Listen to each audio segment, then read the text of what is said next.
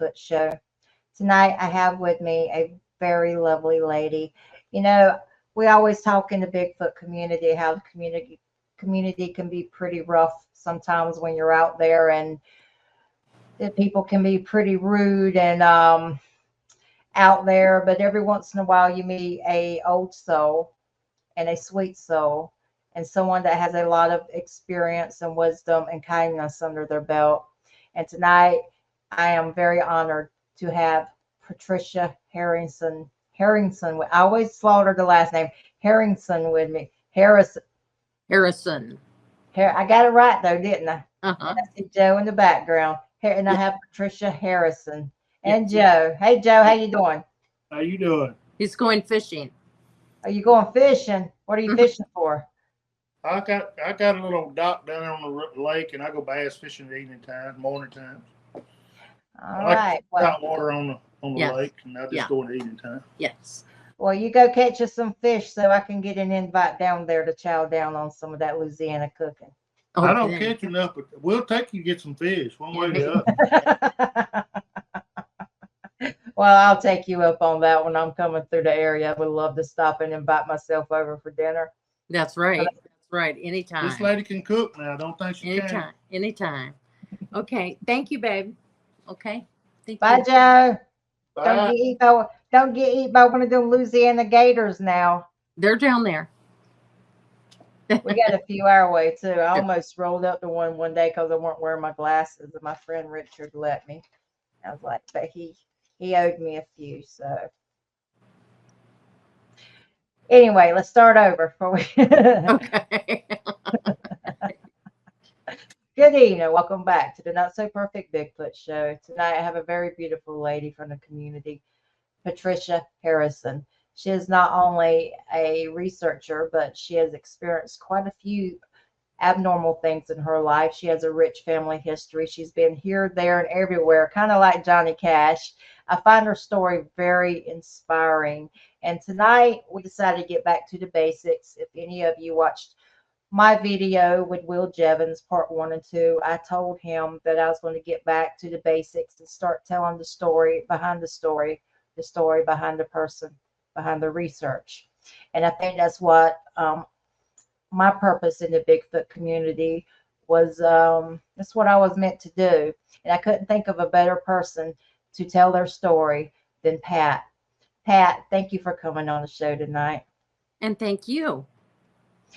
Pat, when I first met you, you had a really positive energy. You're always very encouraging and cordial to, the people in the chat. We got to know each other a little bit behind the scenes, and you've had a very extraordinary life. You've had some heartbreak too, and oddly enough, it was the Bigfoot community that helped you through some of those times. But we'll get to that. Take us back. Tell us what your life was like growing up and where you grew up at. Let's just let her roll from there. Okay, I was born on the eastern outskirts of Cincinnati, Ohio, along the Ohio River. And that is rich in history with, the Miami Indians, the Shawnee. I'm about 50 miles west of Serpent Mound. A lot of mounds, a lot of earthworks. And one of the things is I lived on a farm there right by the river when I was little. And it apparently is on Indian mounds because it is now a national park. And yes, and it was a farm right there. I lived there till I was 5. I just remember I loved animals. I was always rescuing bunnies and things like that, so, but my parents decided they're going to go to California. So there was 3 of us children at the time. So we loaded up and we went to California. And I I lived there till I was 13 years old. And the things that happened there were very unusual. We lived right below the canyons of like I believe it was San Rafael Mountains. There's a big mountain range there. I do remember when there was they'd have the big California fires, that we would get the smoke off of it. And we would also experience, it was a city, a little community. But there was times that we did experience the deer had come through there trying to escape the fire, so along the canyons. One thing we did have some trouble with was wild packs of dogs. I remember they would chase us down the street as kids, and they would show up at your house trying to, pick up your dog to go with them. Oh yeah. And there was a lot of reports of UFOs. I do remember experiencing a UFO during the day, along with numerous people. It was probably about noon. I would say I was probably about 8 or so, 7, 8, roughly. And I don't remember. I remember the experience, but I don't remember looking up. I blocked it for some reason. I don't know. I've blocked it. But I remember there was parents out there, and it was just above the trees, and it was in the middle of the day, probably about noon.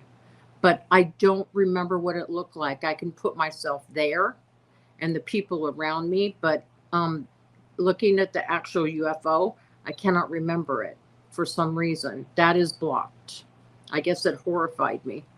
I imagine remembering the emotion of a event will stay there longer than the actual, seeing it sometimes, especially when you're that young. But I mean, I'm no professional. But. Right. For some reason, I blocked that out. I did have a lot of nightmares about UFOs as well, and also about Sasquatch too. I would have nightmares of them invading, and they would be together for some reason. Now, also around that period, I guess I was pre-adolescent. I don't know if I was picking up on things or what, but or just experiencing things around me as well. I had several things happen. But during that time, my parents had a friend come over the house. Now, this is roughly 67, 68, because, around that period, I would say I was probably 10 or 11, around in that time frame, because I had a sister that wasn't here yet. And she was born in 69. So I do remember that. But they came over the house one evening to visit. And I remember we were shooed out of the room, just out of eyesight, that we weren't allowed to see it. And they had like the 8mm projector, 8mm, 16mm projectors on the reel. Well, he pulled a reel out of a satchel. And he said, I want to show you something. And I do know he talked about it was a Bigfoot that they were getting ready to go on another expedition or something. And they showed this reel to my parents. But my parents didn't want us to see it, afraid, that we'd be upset with it. But we could hear them talking. And we knew that's what they were putting up. And they showed that, and they talked about it and discussed it. I don't remember all what was said. But I guess some time had went by, and we went to their house to visit them. And they lived more in Northern California, around Santa Barbara, where we lived up above Glendale, which is up above Los Angeles. We were on the outskirts, up in the foothills.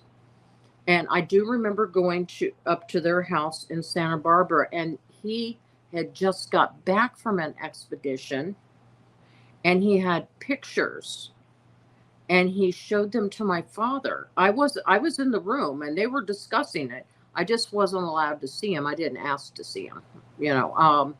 And I remember them looking at these pictures. Isn't that So weird? what? That is weird because that's about the same time the Yes. Patty film. Yes. Wow. Yes. I don't know. I wish I had asked. Both of my parents are no longer with us. So, and there's no one I can ask. And my sister doesn't remember. She's 18 months younger than me. So she doesn't remember at all. But it was around that time frame, and I became very interested. You know, anything that come up.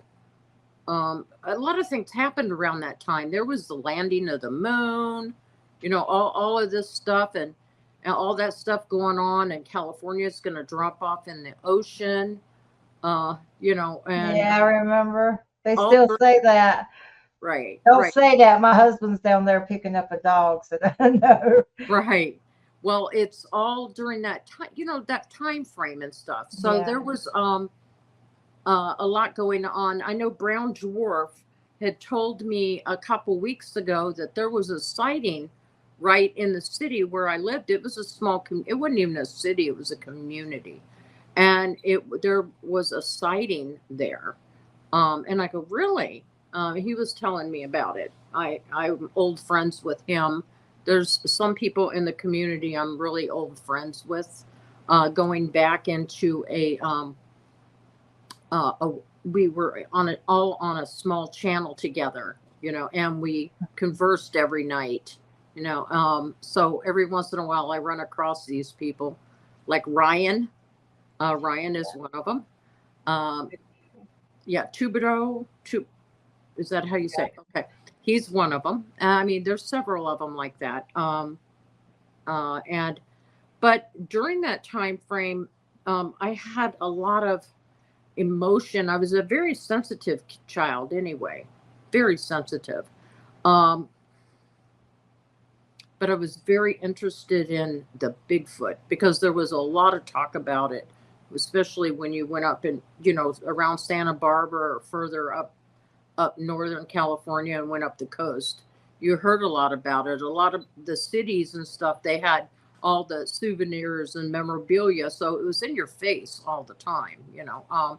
And there would, every once in a while, there would, reports would come about and you would hear the reports. So I went through all of that. Then when I was 13, we moved from California and we moved back to Cincinnati. And we moved into a house that we weren't rich people. We were, my father basically, I guess in his 30s had a stroke, and he became, and he's a veteran, and he became disabled due to it for some reason. He was a painter. And so we had moved back to moved from California back to Cincinnati. And they purchased a house that was, I guess 1900. Place was creepy, you know. It was very creepy. I was very uneasy there. I was 13. I had a sister that was 11. So you had your adolescent. That's the only thing I can chalk it up to. You had your teenagers in there. But we would hear walking coming up the stairs when we were in bed at night. Oh. You could hear the creaking of the steps. No one was there. You could hear them walking across the floorboard, even with carpet down. You could hear that creaking in certain areas. There was a lot of noise like that. And if you went down into the basement, you ran back. That we had the washer and dryer up there, down there. When you went down there, you ran back up. I know. I know. Was, I've seen. Oh no, I've seen that in horror movies. Yeah, girl, run on up them stairs, get your cardio in. exactly. Well, that we moved there in 69 as well, because my sister was 9 months old at that time.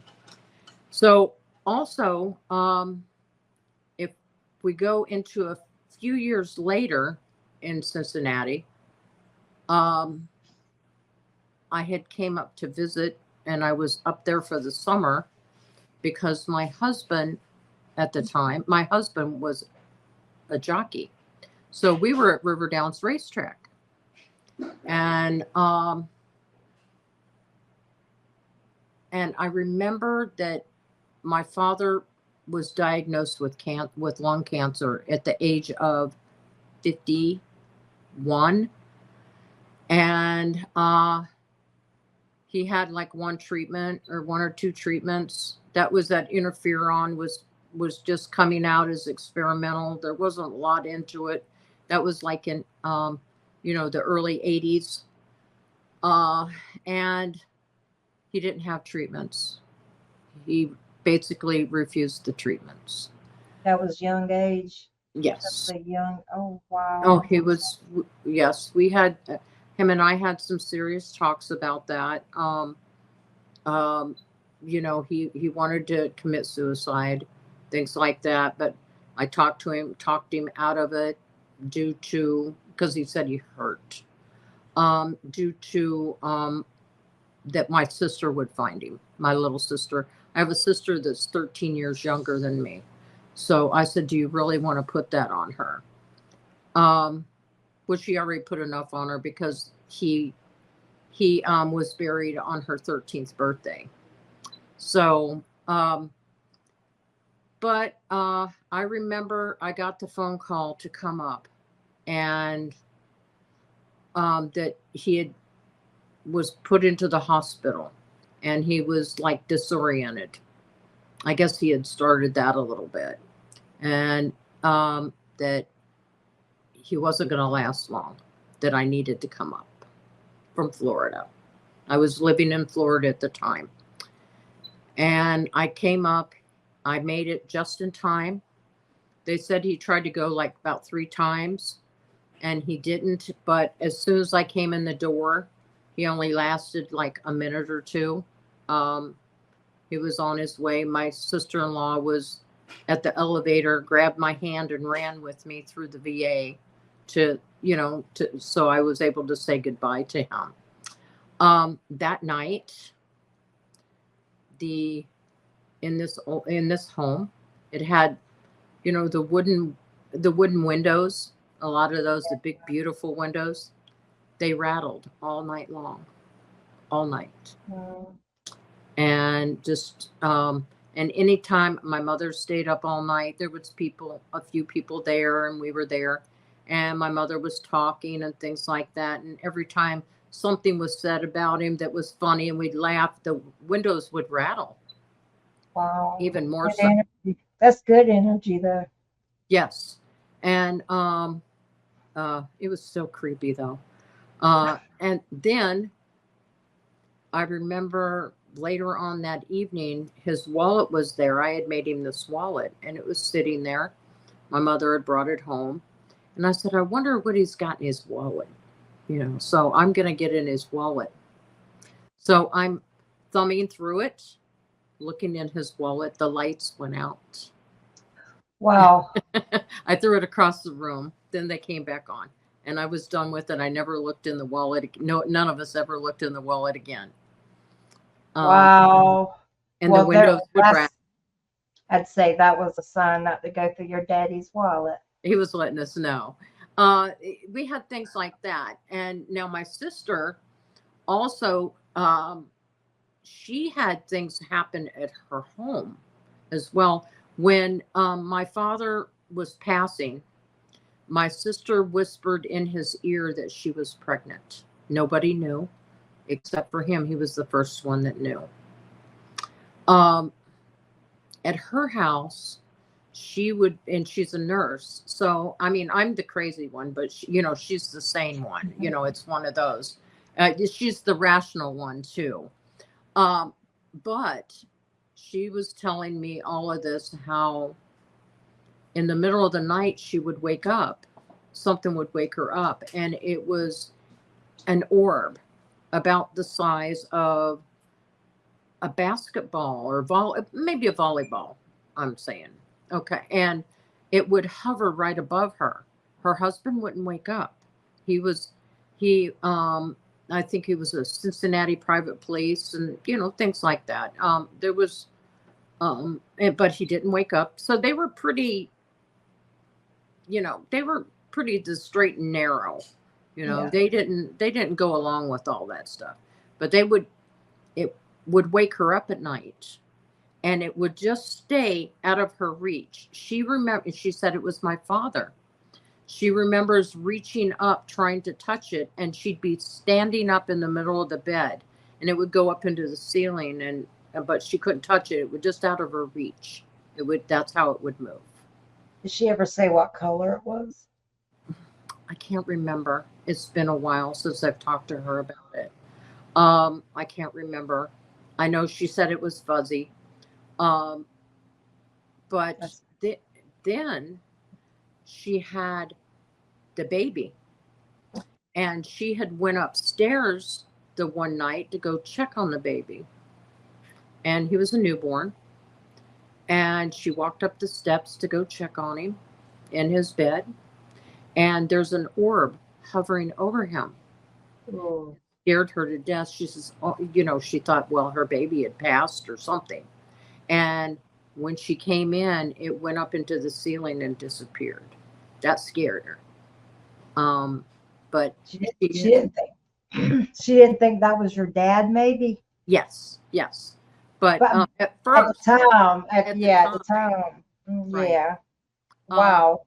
Yeah. So I mean, we've had stuff like that. I've had dreams and some different things of things that happened. I think there was a fire or something. Something happened with my little sister's boyfriend or something, and my father came to my mother and told my mother there was 3 people that died in the fire, and he came to her and told him 3 for no and something for yes, and it was my father, and it was concerning this fire. He set a hotel on fire, and the people were blocked and passed. So there was like things like that my father has come in dreams, to my family members, and it said different things. I mean, he's come to me and said things. And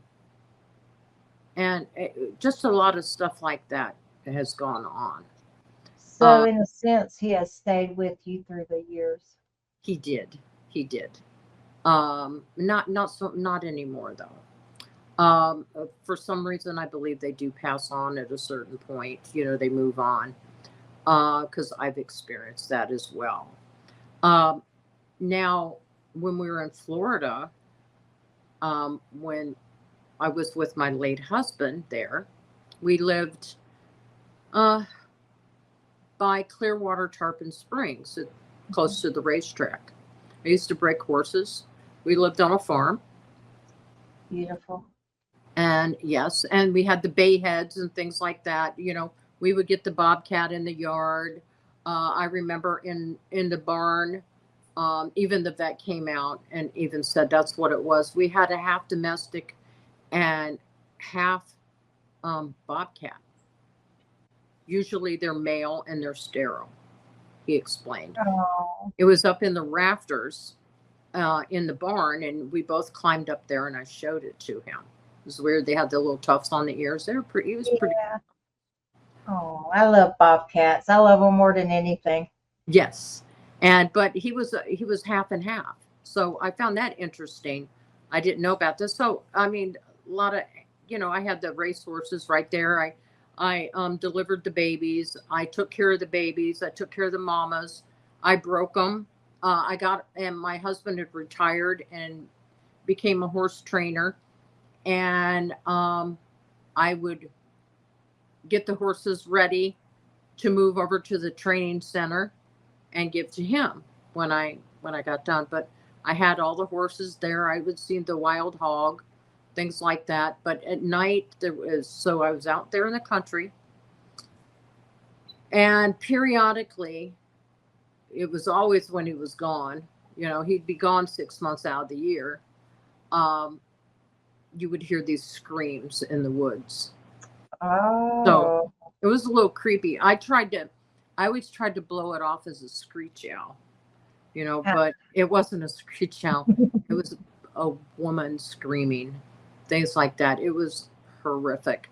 I have seen a Black Panther. I have seen one of those. It was over by the racetrack, actually.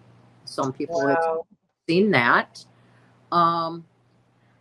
I have spent a lot of time in the swamps down there in Florida.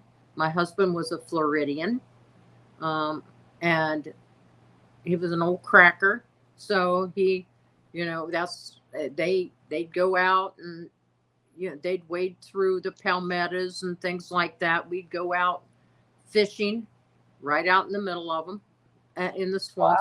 Wow. It's beautiful. It's beautiful. Is that what they call the old cracker? Yeah, well, they call them crackers, the old Floridians, Floridian areas, things like that. I did not know that. Yeah. And it's not all Disney World down there. It's, like I said, a lot of swamps, a lot of country people.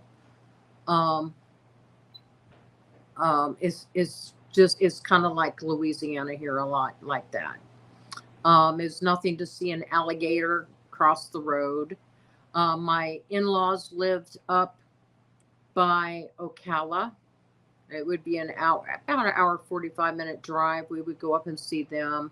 And there was always reports in the local journal about skunk ape and about the Bigfoot. There was sightings in the forest and stuff would happen. It was actually true accounts around Homosassa Springs. All that is all close together. Silver Springs, the Ocala National Forest, all of that is all right there. So. Wow. And it would make the paper? Oh, yes. Oh, yes. Regular makes the paper. Wow. It made the paper regular there. I mean, there was always reports. Not so much down where I was at. I didn't really have any reports down around there. The reports come down towards Miami down there. There was many a times that my husband would be riding or training horses down there in Miami. He would go there. There was a circuit that you followed. So he would go down there and I would go down there on the weekends when the kids got out of school or whatever. And we would go across the Alligator Alley. And it was only 2-lane. It wasn't 4-lane like it is now. And we used to fish out there as well. So we did a lot of that. We spent a lot of time doing fishing. My husband loved to fish.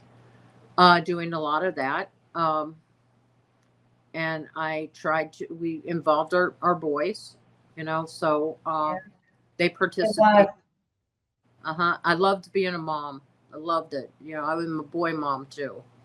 I was always the only female in the house. So, but as we move on, we moved back to Ohio. We were back and forth. We'd follow the circuit. We would always go there. We would always try and go there in the summertime or what have you. This way, my children could spend time with their grandparents or their grandmother after my father passed. And then right before school started, I would drive back down. I would, move the horses or whatever, and I was able to turn them out and do that and have somebody take care of them. But like I said, I spent a lot of time with the horses, breaking the horses, different things like that. So you can read animals. And I'm trying to think there's so much that's happened to me, especially in the past, say 5-6 years. It's unreal. But we moved back up to Cincinnati. And during that time, my mother, I bought her home. So before she had passed, I had purchased her home. But she was living there and she was by herself. And across the street, My home is 50 feet now from the city cemetery. Oh. People don't understand, how can you live there? But a lot of us do. She was living there. She lived alone. She loved to listen. She was a night owl. She loved to listen to Art Bell. Oh, yeah. Good times. Okay. She wasn't a television watcher. She liked to stay up late at night. And I can remember her talking about these people were coming through on the radio. It was a man and woman. They were always fighting.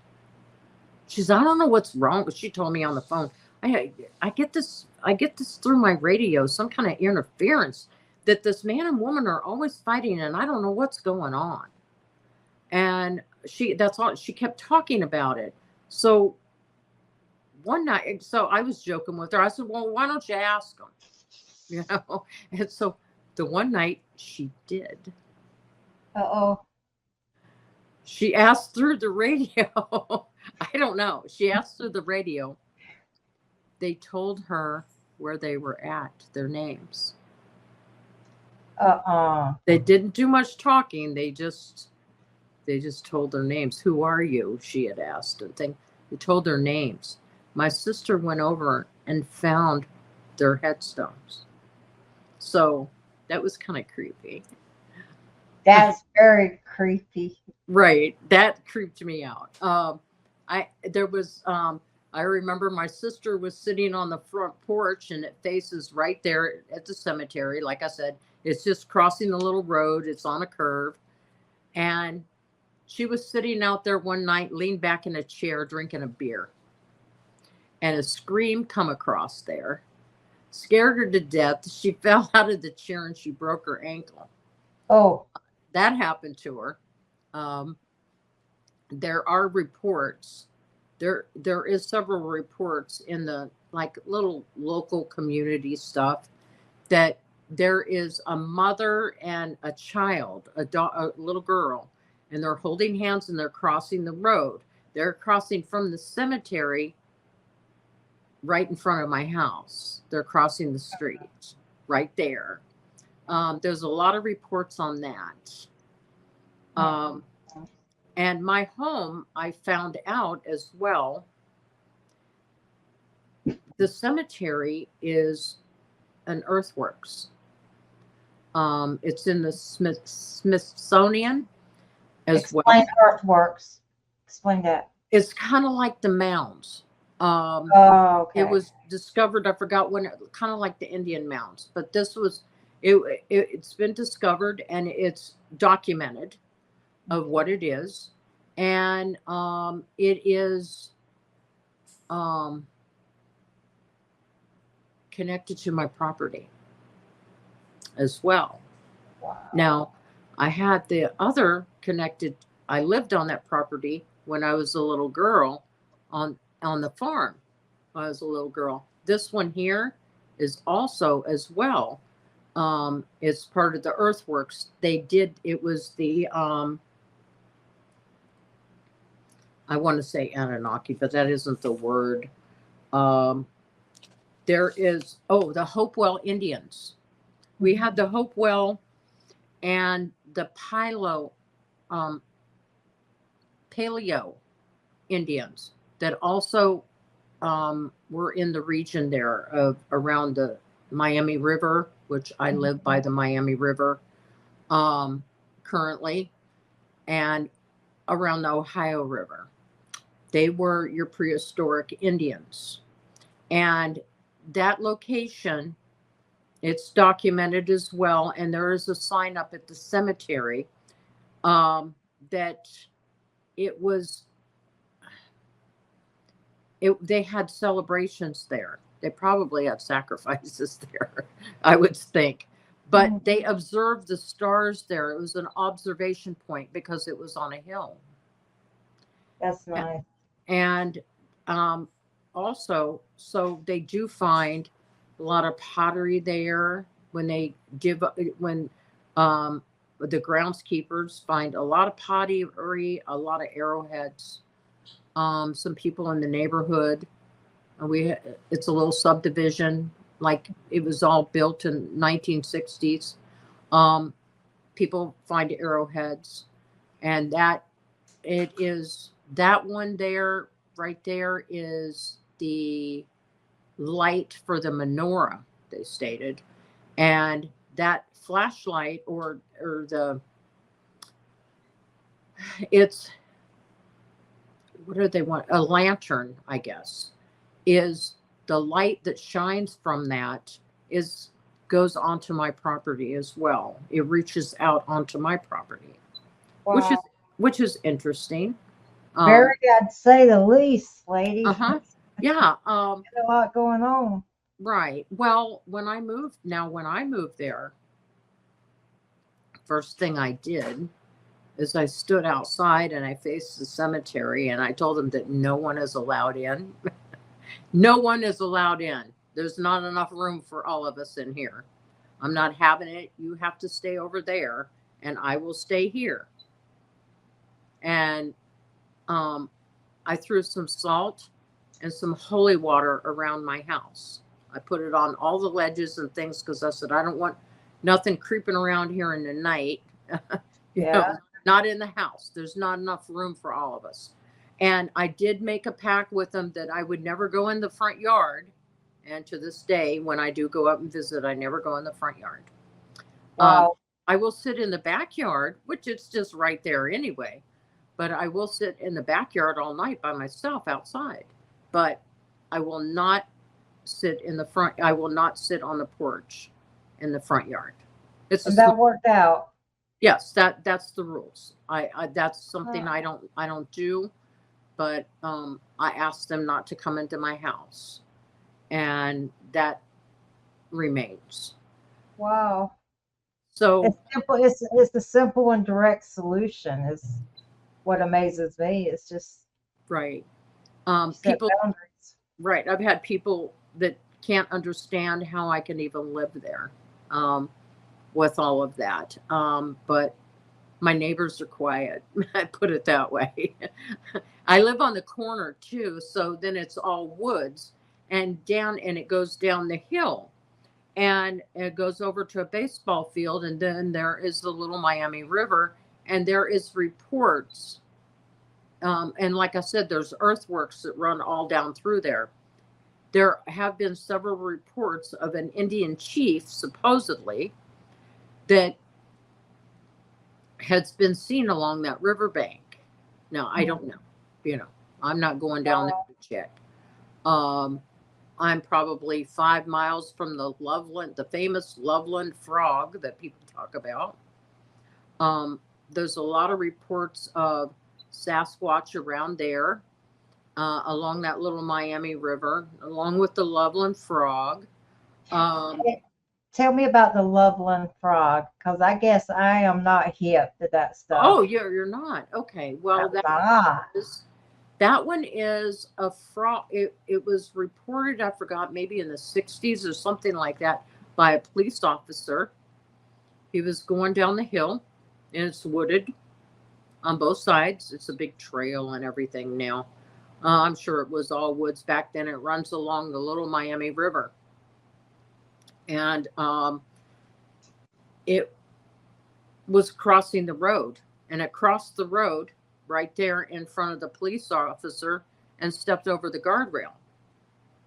It's like been was it like a frogman or like a frogman? It stood up and walked across the guardrail. I think it was maybe 4 or 5 feet tall. Like with a frog head? Yes.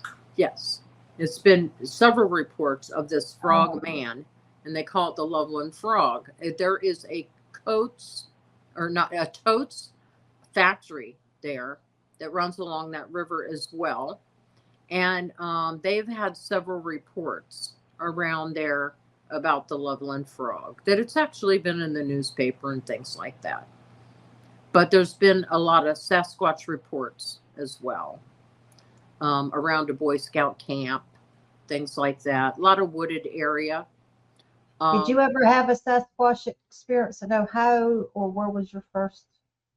No, that was in Falk, Arkansas.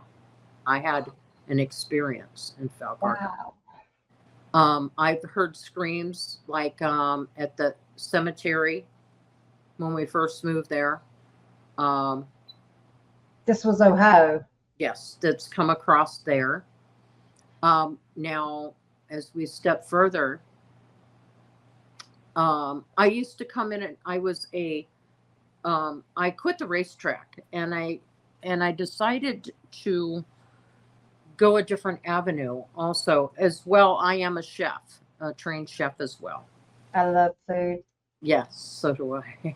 I So, just invited myself to eat at your house like yeah. 1,000 miles away, but okay. Oh yeah. Well, anyways, I was in that profession and I decided I used to work in Columbus as well. And I'd oversee and work the federal buildings, the Capitol, things like that, the Bureau of Workers' Comp, where they had all of the, they had all the court cases, some different stuff like that. I mean, I oversaw all of that and worked those. I decided, University of Cincinnati, I was there. I mean, I did some restaurants too, but not a lot. I preferred the state stuff. I liked the days off. And I liked all the days off. But I decided to get out of that profession. And they were willing. I went through a temp service. They decided that they would transport me and everything for the first 3 months and give me this bonus and things like that to try this factory out. So I went there and I liked it. And we were making feather beds and comforters and down pillows. It wasn't the fly by night. It was the high-end ones where a pillow would cost you $300. A comforter would cost you $500-$600. So I worked there. Anyways, and this one position as a seamstress, you were paid more. So I jumped on that and they wanted to hire me. So I decided to stay. I worked there for 18 years. They gave me a supervisor position at night, and I would come home at night. I would get off work, and I would get home maybe 3:30 in the morning. Well, first thing I did was I listened to the Trail to Bigfoot. He was on. Jonathan Odom. He was on. Barb Shoup. I watched them. That was my downtime. I would, I followed a lot of that. I was big into the Sasquatch, the Bigfoot, and things like that at that time. I wanted to go out and do a lot of investigating too as well, because there is several reports not far from my home. This is in Ohio? In Ohio. In Ohio. I never went out and actually researched because I had no one to go with. And I didn't even know how to go about any of that. I didn't even know about YouTube, but I would watch these shows on my iPad, and I would watch them all the time, every night. And then what happened is my husband became sick, non-Hodgkin's lymphoma. He was having trouble, pancreas and things like that. Well, one night he decided he's going to take me to work. He's going to drive. He's going to take me to work. We needed to get his blood checked because they were knocking down the lymphoma. It was getting it under control. And it's up by my work. He dropped me off like, 2:30 in the afternoon. And I said, I'll catch a ride home with so-and-so. I get a phone call at 11 o'clock at night. And I had tried to call him at home, and I thought, well, he's gone to bed or he's doing something. I get a phone call from across the river, which is probably 25, 30 miles away from my work, south, because it's, Ohio, Cincinnati is right on the Cincinnati, Kentucky line right there, the Ohio line. That my husband was driving erratically there. he had a lot of reports. A lot of people were calling in reporting him. He was running on flat tires and things like that. And they transferred him to the hospital because he seemed confused.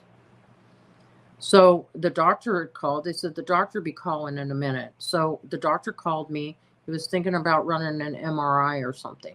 They ran one. They found a brain tumor. And it wasn't cancerous. It was called what they call meningioma. So the cancer didn't get him. And what happened, he had it for many years and didn't know it. He became ill. My sister is an RN. We worked it out, and my two boys, this could go on for a long time. And plus I was getting up, taking him for treatments. They wanted to do old school radiation because they couldn't operate. So I was getting up at 5 a.m.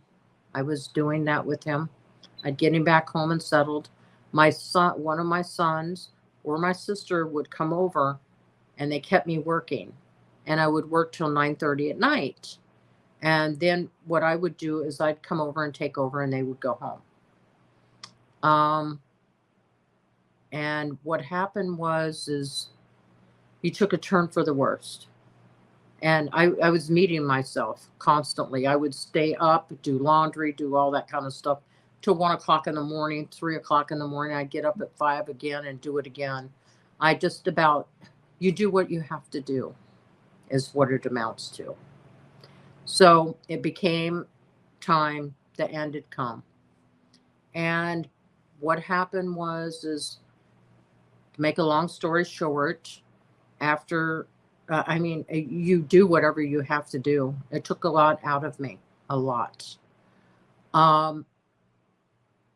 The time had come, and put it this way, that it happened so quickly that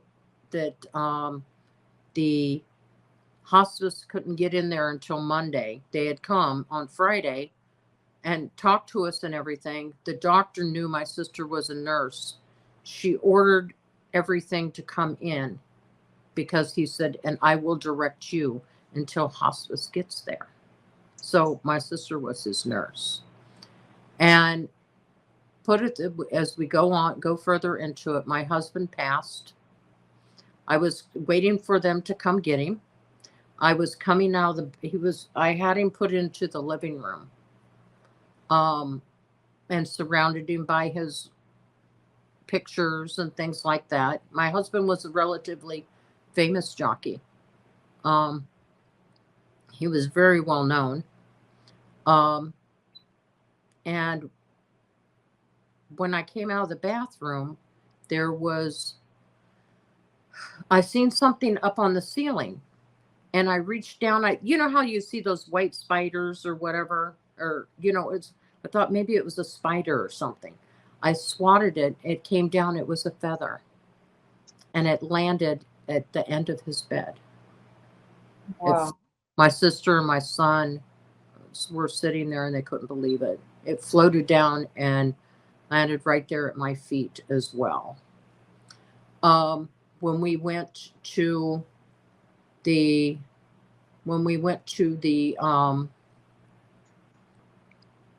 they had a memorial for him down in Florida. And when we rented a car, before we got in the car, my sister goes to get in the back seat, and there's a feather laying in the back seat on the floorboard, a white feather. Wow. Small white, about like this, laying in the floorboard. It was things like that. I do find feathers occasionally when I go there. You reckon that was his way of just telling you to breathe? It's going to be okay? I know that's what it was. I went through a lot with that. I was working. My boss was fantastic. He was absolutely fantastic through it all. When my husband was going that night, he was calling me constantly on the phone, checking on me, making sure I was all right. If I needed anything, he was going to come there with his wife. They were going to bring me whatever I needed. They were wonderful. Well, we went down to a memorial service when we were down there. For some reason, they fired my boss. He was, yes, it was a case of there was some girls trying to get rid of him, and they found a way to do it, that usual stuff, they played the game, and everything I had is back all the time. Well, I went back to work, and I was informed by my boss, he was the plant manager, but went back to his old job. I was informed that he was gunning for me. He was going to get rid of all the supervisors. So I had just went through this. What a dick! I mean, Well, that's just a dick. That's the definition of a dick. I'm sorry. It is. It is. I went through all of that.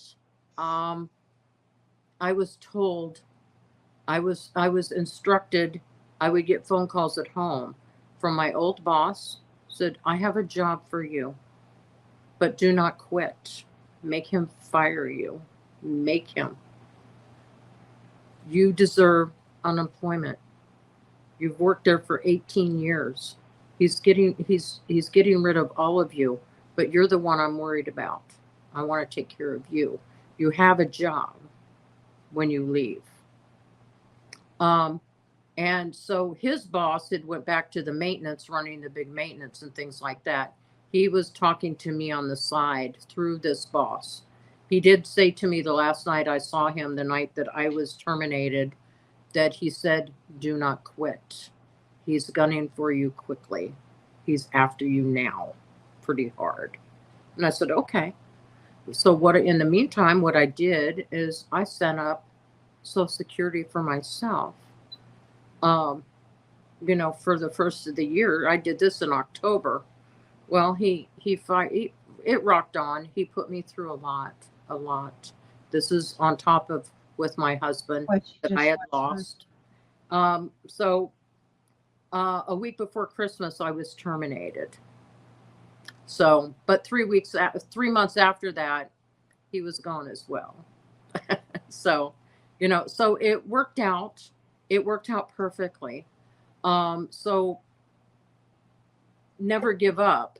It was, my doctor is just beside himself about this still to this day, because he knows some of the people that were my employees or that worked in the office that knew that it wasn't me. And even when I go in now, I said, I can't believe that was allowed to happen to you. But anyways, it happened. And I don't mean any disrespect. And I know you're a positive person. And I try to be a positive person. But I'm a little rough around the edges. Sometimes some people just keep their house shit bombed. Well, I did. I took care of it. I just, I told him, I said, you may see me out the door, but I'll see you gone, as I walked away, as he escorted me to the door in front of all my employees. And they had an emergency meeting that no one was allowed to call me or talk to me. And I said, but I will see you gone. And I did. And 3 months later, they walked him out the door. So it's okay, but I went through into a very, very, very deep depression. This all happened around 2018 in Ohio. It was horrible. How can I say, the worst part of any of it is the silence in the home. It's horrible. It's horrible. Absolutely horrible. My little dogs would run the house, and at night, I had 2 Boston Terriers, and they were his little dogs. And I'm going to tell you what, they saw him at night. I would look around, I'd find my little dog in the basement. We had a family room down there, and he would go down there and watch television. I'd find her down there all the time. I didn't sleep. I slept on the couch for like a year. My sister would come in the afternoon and would find me asleep. My neighbors watched for me and reported to my sister, which I didn't know. They would knock on the door with cookies just to see what I was doing and see that I was still in my PJs. And it was 2:00 in the afternoon, and they would report back to my sister. My sister would come in and go, "Get up. No, we're going to buy you a new bedroom suit. You're going to go sleep in your bed." I didn't sleep well there. But I went through a lot of that, really dark days. Very, very dark. I could hear movement in the house. In this one corner in the living room, there was always movement over there. I do remember that when I came up from Louisiana to visit, my niece would stay there while I was gone and keep the little dogs. That she said, "There's always some kind of movement in that corner, Pat. I don't know what it is." I go, "Oh, do you really?" She goes, "Yeah." And she always heard this movement in this corner. Also, there was some different things happened with her a lot, with her being in the house. But I had just came in from out of town. My girlfriend FaceTimed me, and I'm sitting there talking to her, and there's a guitar at the end of the couch over by that corner, and it strummed, and she heard it. I had that happen. So, and I knew it was him. I knew it was him in the house. Did that bring you comfort, or did it prolong your grieving? Yes and no. Now, also, what happened as well, as I go back, is my birthday is in February, and February 13th. And I asked him not to pass on my birthday, please, because he always made a big deal of it because of Valentine's Day. And I know what my sister went through. And I said, "Please don't do this to me on top of the other." So they asked me to pick him up. He wanted to be cremated. And so I did. And I didn't realize it. He was cremated. He ended up, I don't know how they did it. It wasn't supposed to happen then. He was cremated on my birthday, and they asked me to pick him up on Valentine's Day. Oh my goodness. So what I did is I brought him home. I went and got him. I brought him home. I set him up right by the TV. And I said, "So I'm going to fix this." I stopped and got McDonald's or something. And I said, "We're, dinner and a movie. This is what we're going to do." And I asked him on the way home, "Please just do not scare me, please." And so I put him up on the shelf in a beautiful box, and I kept him there for a couple months. And I felt comfort, but yet I didn't, because I always felt his presence in the home. And I felt that I needed to bury him. It was important. He is right the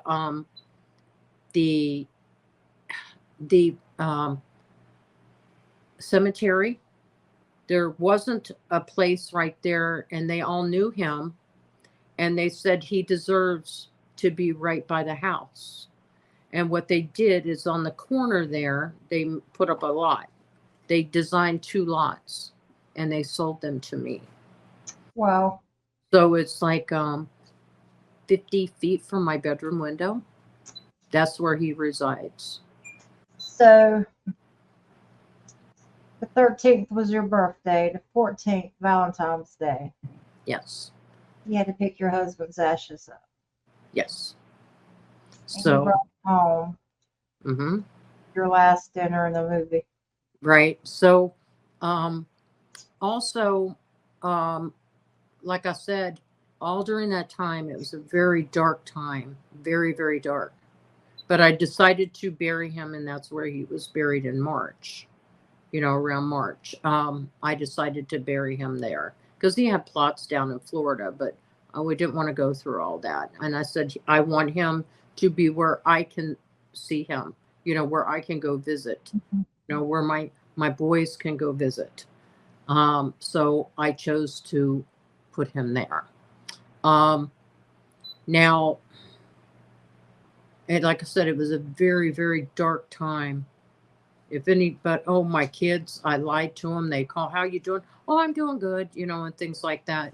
No, I wasn't. I was asleep on the couch, or whatever. I ate cheese sandwiches and potato chips. That's all I ate. Nothing else for a year. I did things like that. And then what happened is after that, I got to sitting around, something to do at night. I was getting a little bit better. Not a whole lot. I decided to, I was playing on the iPad and I discovered YouTube. Is what happened. I didn't know there was a YouTube. I didn't know. And that was crazy. Life changing. Yeah. And I remember Kerry Arnold had just come out with like his first or second little trip he went on where he would do interviews with the people. I think he was in Florida at that time. He interviewed, I forgot what the man's name is. And what I did is I watched that, and he kept talking about this one. He brought up a woman researcher.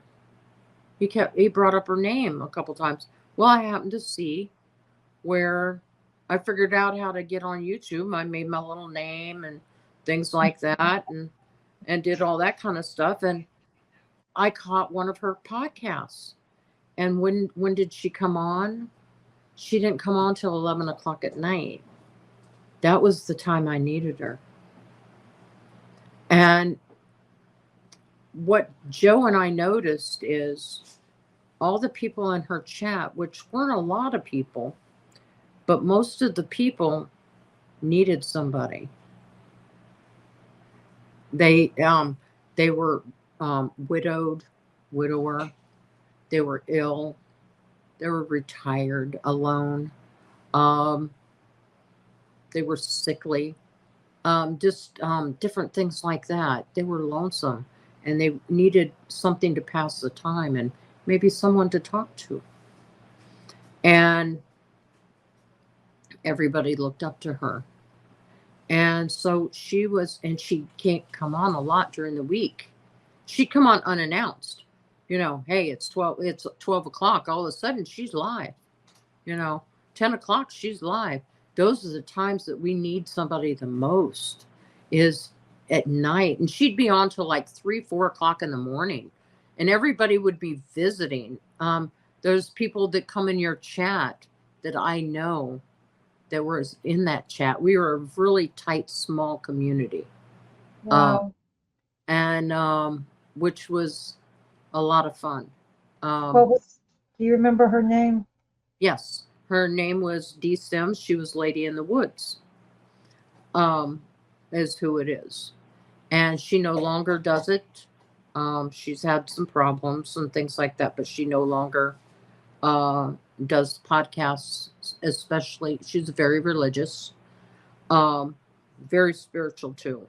She did a lot on herbal medicine. She's a nurse. So she did a lot about that, and a lot about tinctures. And the older people loved her because they couldn't afford all that. And if somebody needed help, somebody was always out to send money to that person to help them. If they needed to pick up their medicine, the money was there. Wow. There was a lot of that. But there was a lot of just support with one another. Everybody became a family, what they call and it was it was really, really a family. Not like what they say family now. It was, they checked on you. And during that time, Joe would be at work too, as well. And he was single, things like that. Um, he worked the graveyard shift or whatever, and he was in our group. He was in our group too, and we became friends. And told him, nothing, don't want any of that, any of that. We were able to just talk with one another, no commitments, no nothing, don't want any part of it, no relationship, we'll just be friends. That's the only way I'll talk to you.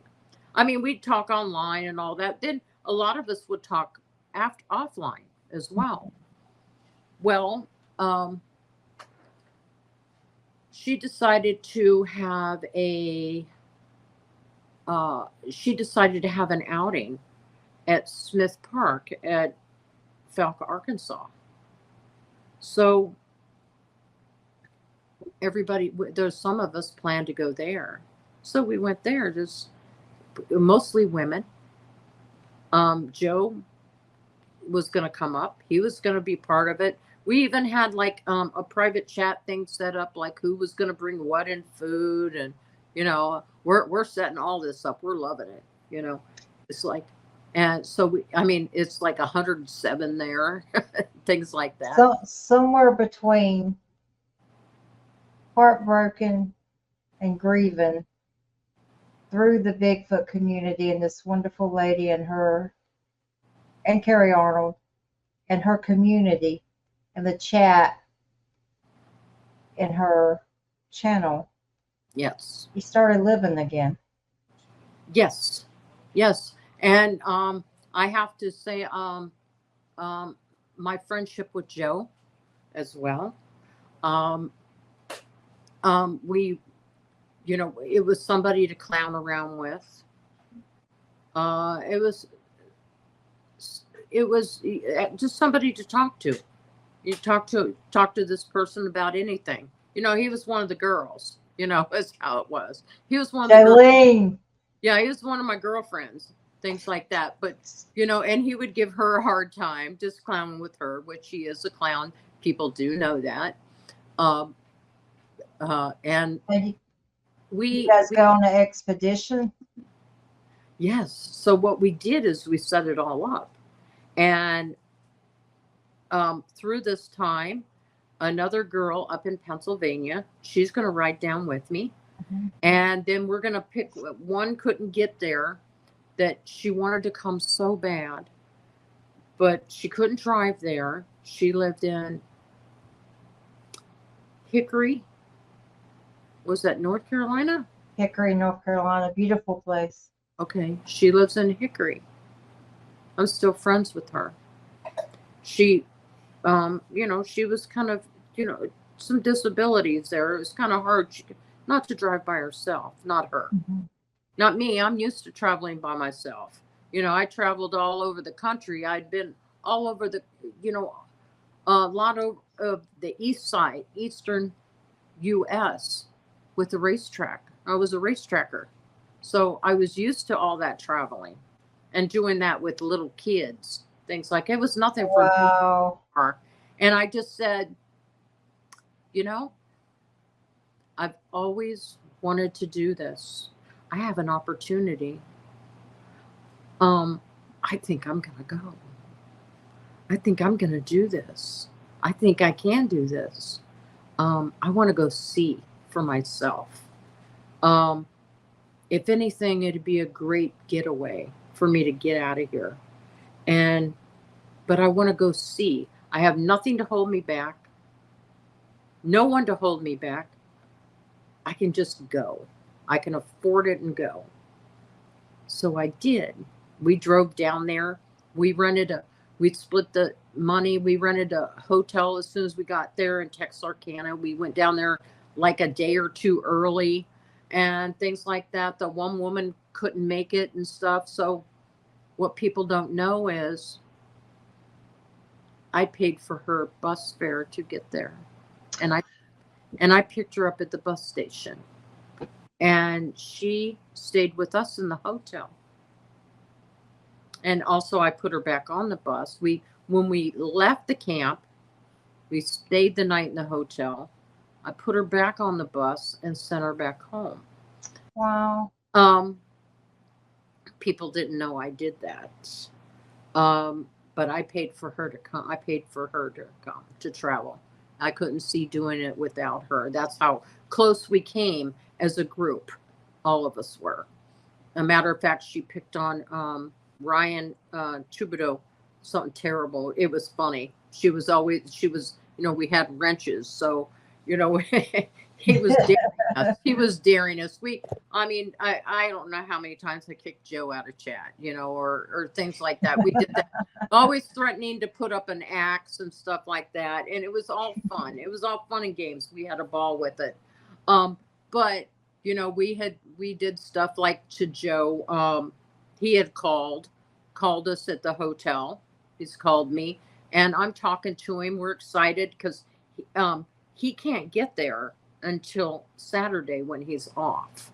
And this was on Friday or Thursday. I don't remember I would think it was maybe Thursday when we got there. And he's called us and he's talking to us. And I told him, yeah, we made it and all that kind of stuff. And he said, how Martha make it? And I said, oh, yes, she made it. I said, oh, the bus was so hot it broke down.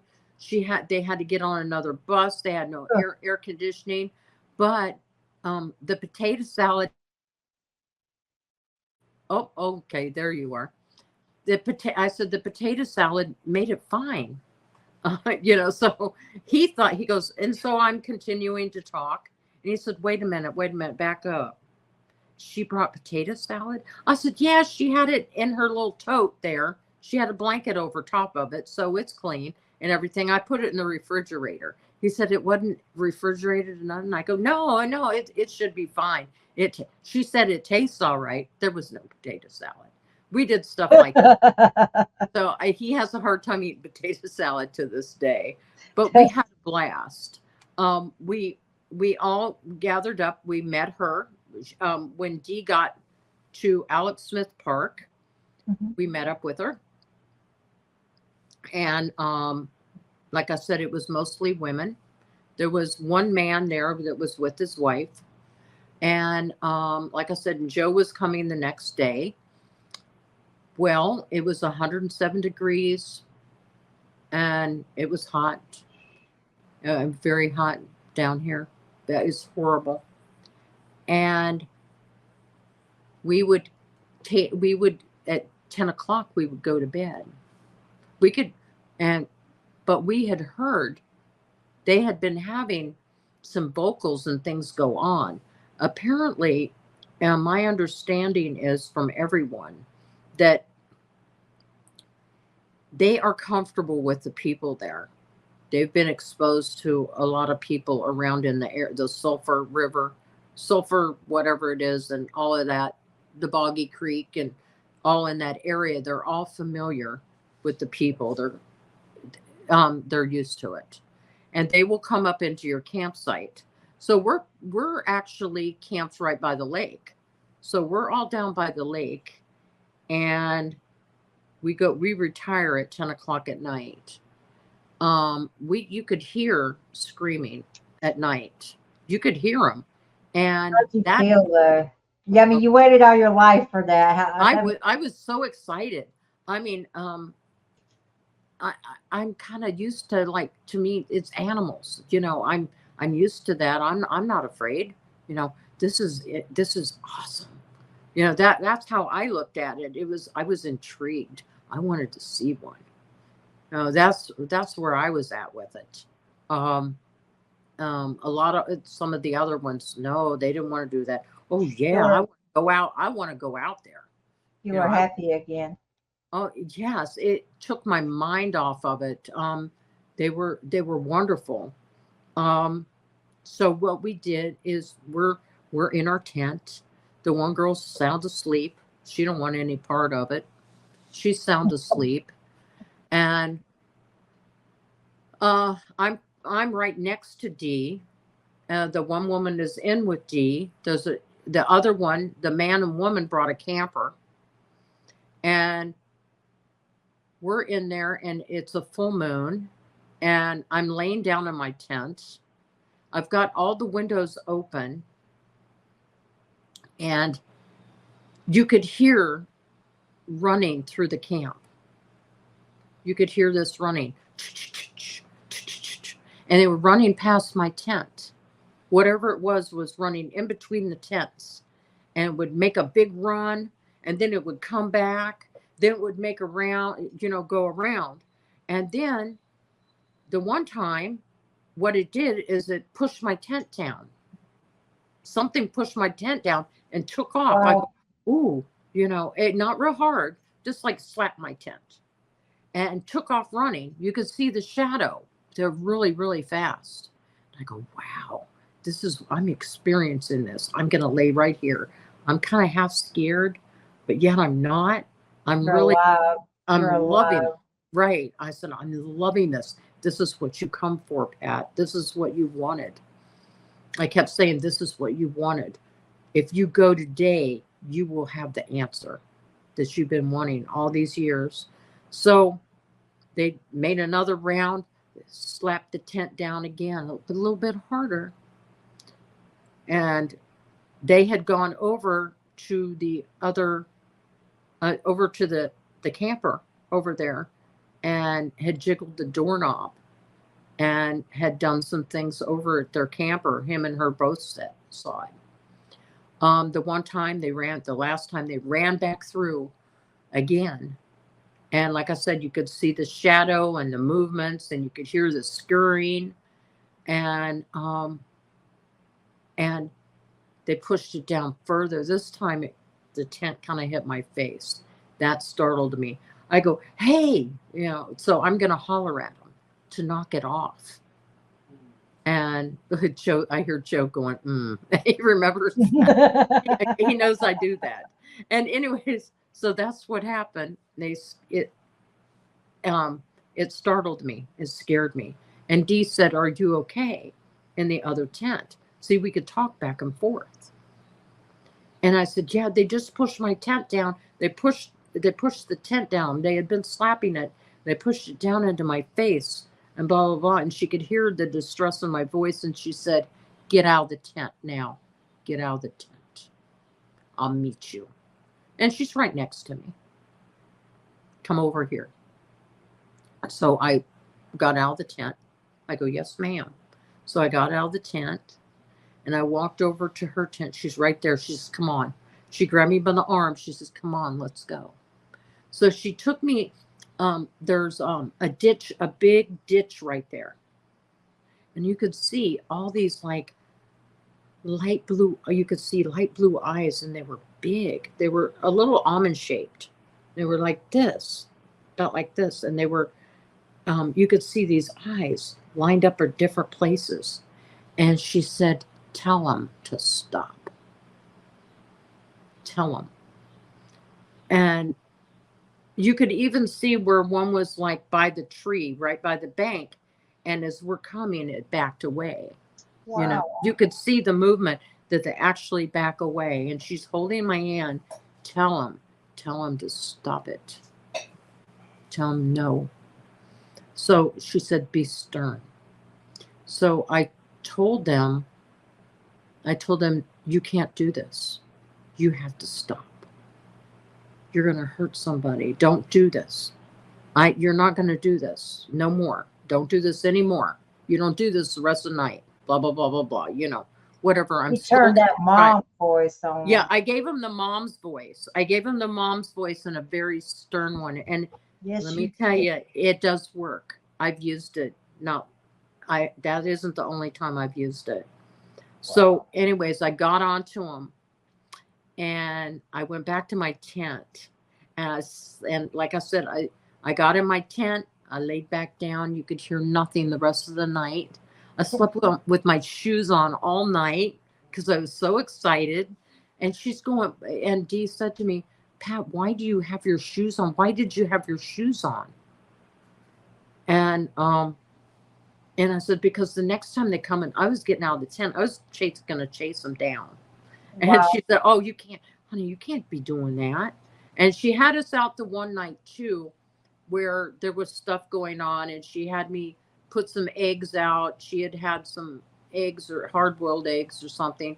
She's here, let's place them at a couple places. So she had me go with her and put them out and things. And there was some noises down in a bush.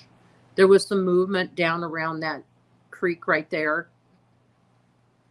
And anyways, I was going to go down there. I wanted to go down. Said somebody grab her.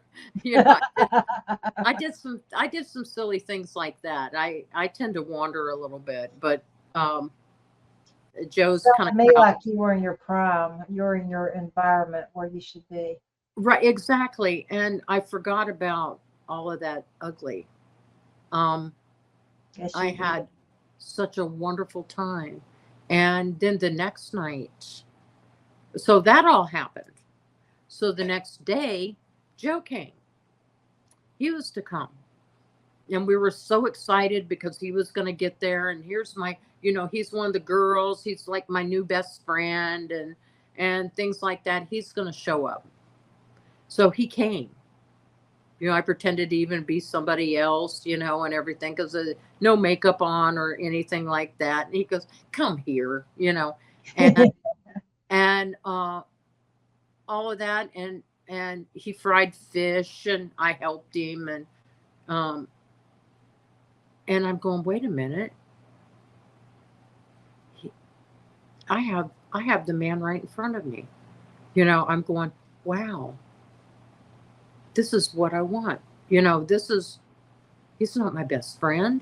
I thought, well, I don't know, there was another emotion there. And I'm going, oh, wow, I like him, we click, my best friend clicks, but I'm going to stay away from this. I can't do this. You were afraid. Oh, was I afraid? And one of my girlfriends come down too. She was a friend of both of ours, and she came down and set it up with Joe. She was going to stay in Joe's tent with him, because she didn't have a tent, and she was going to stay in his tent. And he put his tent up next to mine. And it was a full moon that night. And we had stayed up outside talking, carrying on. We were watching, we were kind of trying to bait them in to come in a little bit. And we decided to wrap it up and go to bed. Well, she went into her tent and Joe was in there asleep. And I went into mine. Well, he left the light on for her. She couldn't get the light out. And she left it on. She left the light on. And I'm sitting up in there and I'm looking out the tent. I can see his tent next to me. And I was probably, I would say maybe 10 feet away. 10 feet away or so, maybe 20. I could see the light and the round of the light, plus you're getting the light from the moon. I'm sitting there and I hear something right next to Dee's tent. There's something that crawls up. It must have been belly crawling. It's only they're done that. Is that like the spider crawl? Do they use the spider crawl? I'm thinking did the spider crawl up there because it was laying down. It was down. And I seen the silhouette. And oh no, you're not doing that. I'm getting the notes. Joe, you might as well just come on in here. Right. Buddy. And so I'm getting the notes.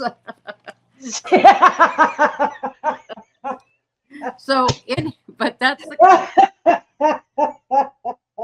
kind of stuff that we do. The man makes me laugh. He makes me laugh. I love you, Joe. Yeah, he makes me laugh again. Most of the time. But that was something I noticed with him. Stuff like that. Joe. So that night it was crawling up, doing the spider crawl. I could see something. Dee heard something move next to her tent. She could hear it. and she's sitting in, there's two of them in there hearing this. And it crawls up next to the tent, and it crawls up and it reaches out. It's reaching out, and I'm trying to do this. It's reaching out, trying to touch the tent and touch where that round light is. You could see the round light. It's reaching out, trying to touch. I could see, like I said, I could see a silhouette. It wasn't the big, what the cone-shaped head.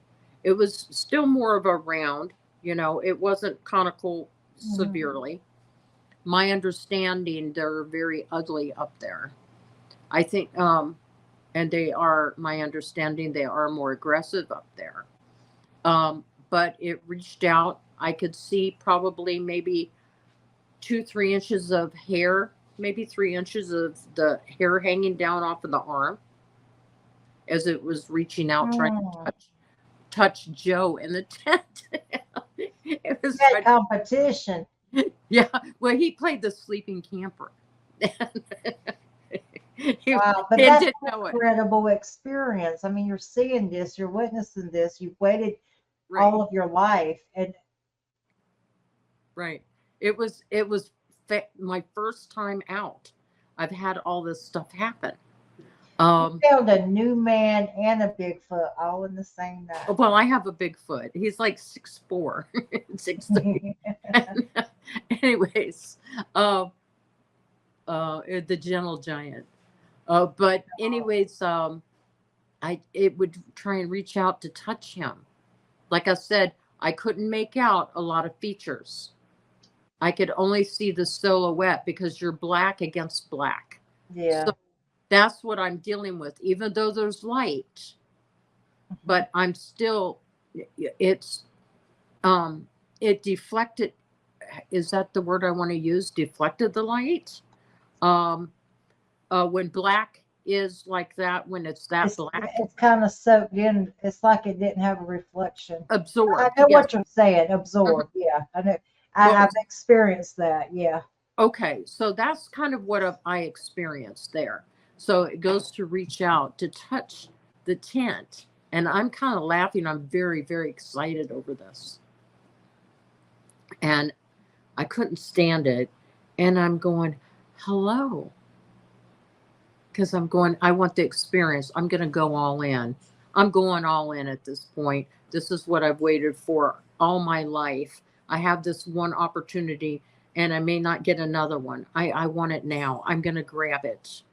So I did my animal voice, my mama voice, that brings the animals to me when I've got one of the racehorses climbing the walls, trying to take me out or whatever, you know, things like that. So I'm using that voice.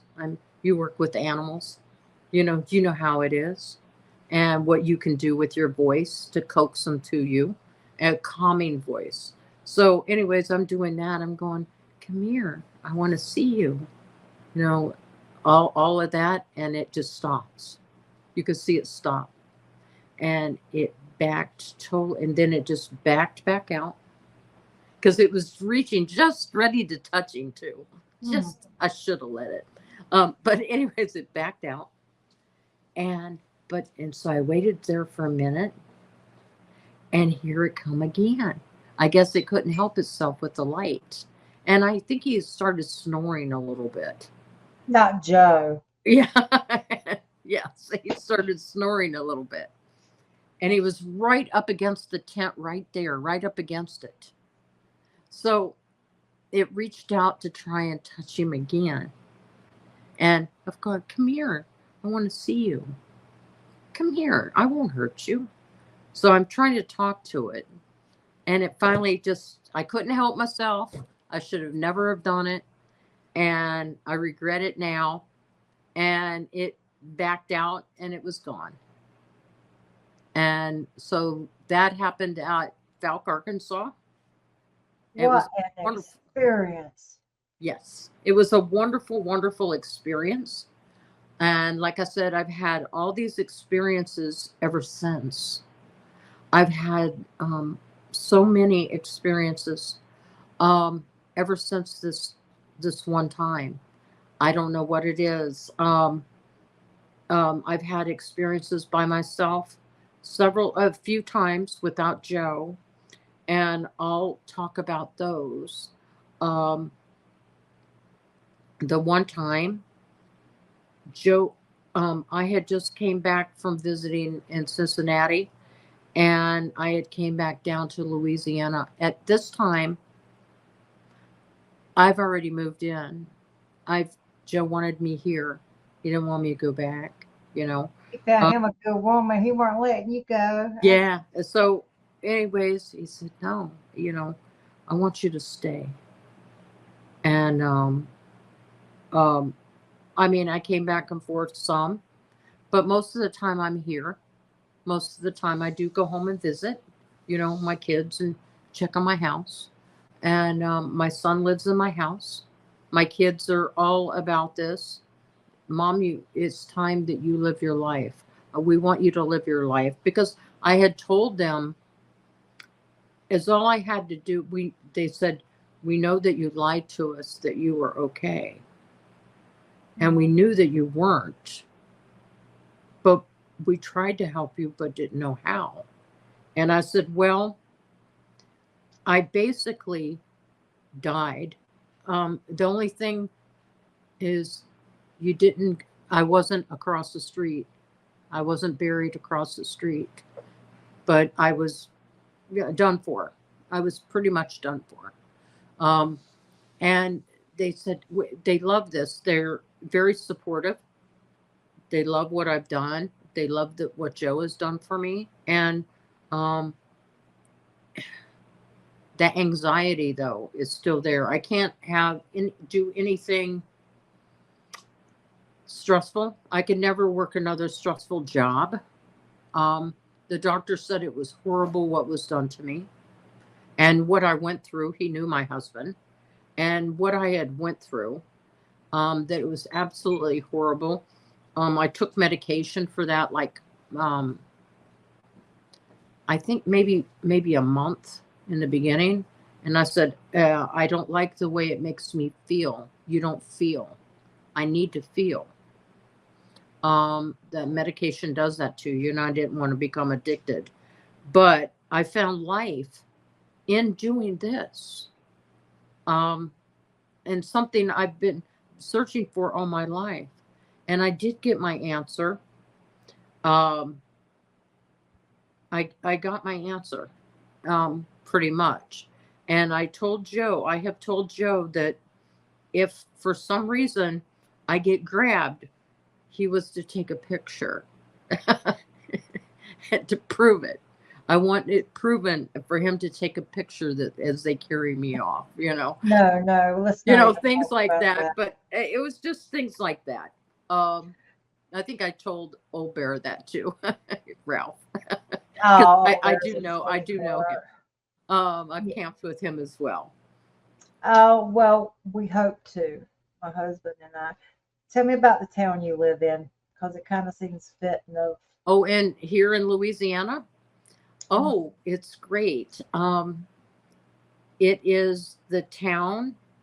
A lot of people know where I live anyway at this point anymore. But I'm in the oldest town in the Louisiana Purchase. I'm in northwestern Louisiana. Mm-hmm. They made steel magnolias here. The magnolias are the size of dinner plates. The people are the wheezy, and all of them in steel magnolias. My neighbor said to me, it's an old town with a lot of history. It's a small town. On either side of town is nothing but swamps, the national forest, all the way to Shreveport and all the way to Alexandria. There is a lot of swamps here. They're beautiful. If you've never been in a swamp, you need to at least go once, or come here and let us take you. It's, you don't have to go out in it. I've been Oh, out in them. heartbeat. Oh, in a heartbeat, sis. Oh, but the whole thing is I've been out in them. I go out in them. Um, we do it all, occasionally. I used to do it all the time. Uh, it the people are old Southern people. They live off the land, which I so much respect. When I saw hurricanes, when the grocery stores closed and the restaurants closed, they were in boats. I have a river right outside on the property here, the river that runs for miles, and it's connected to the Red River, and they had their families out there fishing, getting groceries, what they needed, to help neighbors. There was you were on your own. I experienced that in Florida, went through hurricanes, but this was different. This was with Laura. I was here with Laura, and they helped their neighbors and whatever, and I was out without electric we were out 10 days here. Joe was able to rig up things. I mean, I charged my cell phone with an ATV battery. you know, that's how I charged my cell phone, and it worked. That's awesome. Yeah, they know how to do things. Who needs the damn government? Right. They know how to do things here. That's what's wonderful. My neighbor, she's 80 something years old. She met me for the first time. I'm standing outside with Joe, and she walks up next to me. He said, "Have you met the neighbor yet?" And I go, "No." And so I said to him, I said, "Yeah, I see that every on Sundays that, I guess she must have Bible study or something." He started laughing. He said, "What, no Bible study? They're over there drinking wine." It's like from 5 to 7, all these cars are parked over there, and they're all older women. These women are in their 60s, 70s, 80s. They're over there drinking wine, is what they're doing. That might be why the wine's good for you. Right. Well, that's what they do. They have their little luncheons, and they have their little card games. They go to one another's house here, but that's what they do. They drink wine. And they all had government jobs and things like that years ago when they worked and involved in the community, but that's what they do. And the first thing she said to me is, she goes, "Pat," she whispers to me, she said, "Do you like wine?" That's I like wine. Wine. But that's the kind of place that we live in. On the other side is the eye doctor, Doc next door, and his dog would come over and come to the back door here when Joe worked third shift to get treats. He would hop the fence. It didn't matter if he had a collar on, and the gate and the yard was lit up. They lit the yard up so he couldn't get over the fence. He learned to jump that fence and never touch it. And every once in a while you'd hear him scream when he hit the fence. But anyways, he would sneak over and sneak back. So anyways, this little town also has it hasn't changed.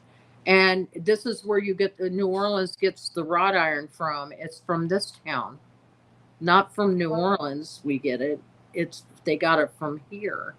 And we're like about an hour from Texas. So, the community and the people are great here. Like I said, they live off the land. Mm-hmm. They know there's things out there.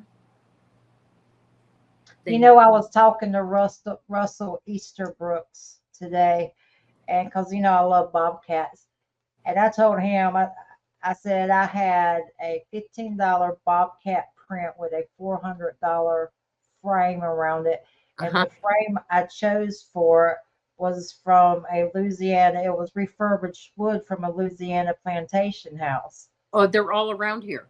Yeah, and that's where the wood from the frame come. It was cool though. I mean, Right. We have the I think in the immediate area, I think we have 3 or 4 plantations right here. Just right at the edge of town. I have But one across the street from my house in okay. Robinson County. Okay, so that's what we have here as well. And just recently I took the picture over by the plantation where in the movie is still Magnolias, where the daughter, where she got married, that church right I there. love that movie. Everybody goes to that church. They all dress in their finest when they go there on Sundays. But they all live along there and all these plantations, and their descendants from the plantation owners is who owns this land. They all own that land. So History. it's history. It's all history here. And it's great. Like we got a fort in the middle of town here that has been preserved from the French, So, but both, we're going to have a Bigfoot conference in September here, the first one ever. So that's awesome. So, which is kind of very unusual for here. But if you see people here, there was just a report a couple days ago over in Kisatchie National Forest about there was a sighting or something was run out of there, and they called the police and had them come get them they were going to camp for the night. Come and get the campers, not the Bigfoot. The campers called the police to come get them. But what happened? I mean, it said in the paper they were out of town. They were some small group, and they went into the wildlife area where you can't take the ATVs or motorized vehicles. Primitive, like. At the primitive area, and they went down in there so far, and they got their tent set up and got growled at. And something stood up about 5 foot and had glowing eyes. And it scared them. And due to being in the parish here, they called the police, which are able to come along with, the game wardens and what have you. Wow. So did they find any tracks or anything? No. No. Wow. People were kind of laughing about it. There's been, we know people from around, and local people that there's one that, there's some local people, they get in the dumpsters over where it's a little 4-way stop restaurant where some of the truck drivers stop and they'll get their lunch, and they'll sell crawfish and snow cones, and they'll sell fried chicken and everything else right there, where you can go in and get a meal. And they've had reports of their dumpsters and all down in that area. And it's there's a lot of reports. There's some reports around here. Do they ever make the newspaper, or do they make the BFRO or anything? No. Well, your experiences in Louisiana, have you had a lot in Louisiana? I know you want to save them for when Joe comes on. Yes, I have. I can tell you. Let me tell you about a couple things that I experienced by myself. Joe was with me, but yet he wasn't at the time. He was like the one time I was sitting in the truck. The one he decided to, this is in Kisatchie National Forest, because we have 5 of them. We have 5 Kisatchies, different districts, but they're all called Kisatchie. They have different, the Catahoula district, the Wynn district, things like that. But they're all called that. That time he had went out to a turkey habitat in the middle of the forest, nothing around. He decided to walk out there and walk around and look around. I'm sitting in the truck, he has the key. The truck is off. I got the window down. I don't. My phone is turned off. I think I got my phone turned off. I have my iPad with me. It doesn't. It's not. It's not connected to the internet or anything like that. It's just I took my old one to take pictures. Different things like that as well. There was nothing on in the truck, like I said. And what I did is I work with a researcher at points and times down in this area, and it would be Chris Reinhardt from he's Untold Radio or Discover Sasquatch. Okay, I have a what they call an RF meter that they use. It's a meter that they use on Skinwalker Ranch as well, and it detects EMF. It detects radiation. The RF meter, it seems to go off around them when things go on the RF. Wow. So I was working with him, and I have a meter, and I said, I'm gonna turn it on. I'm gonna pull it out the back seat. So I pulled it out of the back seat and turned it on, and I recorded it with my iPhone, with my iPad. I have it recorded, and it went ballistic. It just, the meter the needle buried. There was nothing around. I got out of the truck. I walked around. I'd get another hit there. I'd face the truck. Nothing. I would walk to the truck. I would open the door and get in the truck. Nothing. Or anything like that. But whatever it was came out from the forest where it was coming from. I took a picture. I scanned and I showed the terrain and everything where there's some kind of evidence. I have that also. That is all recorded. It didn't come off my iPhone. It didn't come off my iPad. Matter of fact, I didn't even have them on. I cut it on. I opened up my iPad when it started going off. So it was. I've had it happen under a structure before. Another time that same day.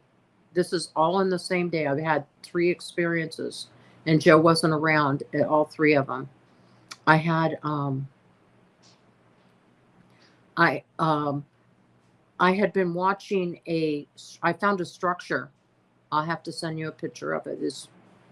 You'll go, this is a structure. We have a lot of deadfall in Louisiana, especially after the hurricanes. It did a large amount of damage, especially in this parish with Hurricane Laura. And because it sat over top of us for like 12 hours. Okay, so the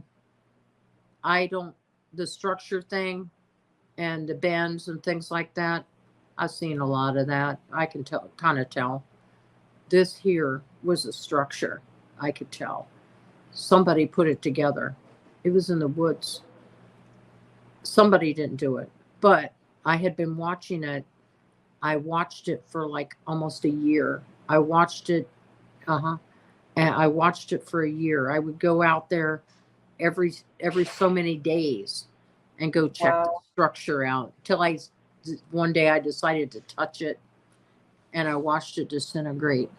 It completely. There's a little bit left, but it's no more.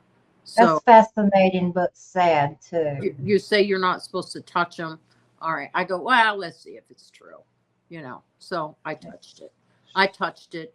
But Joe we do a lot of research right before turkey season because he likes to scout for turkey, and he hunts out there.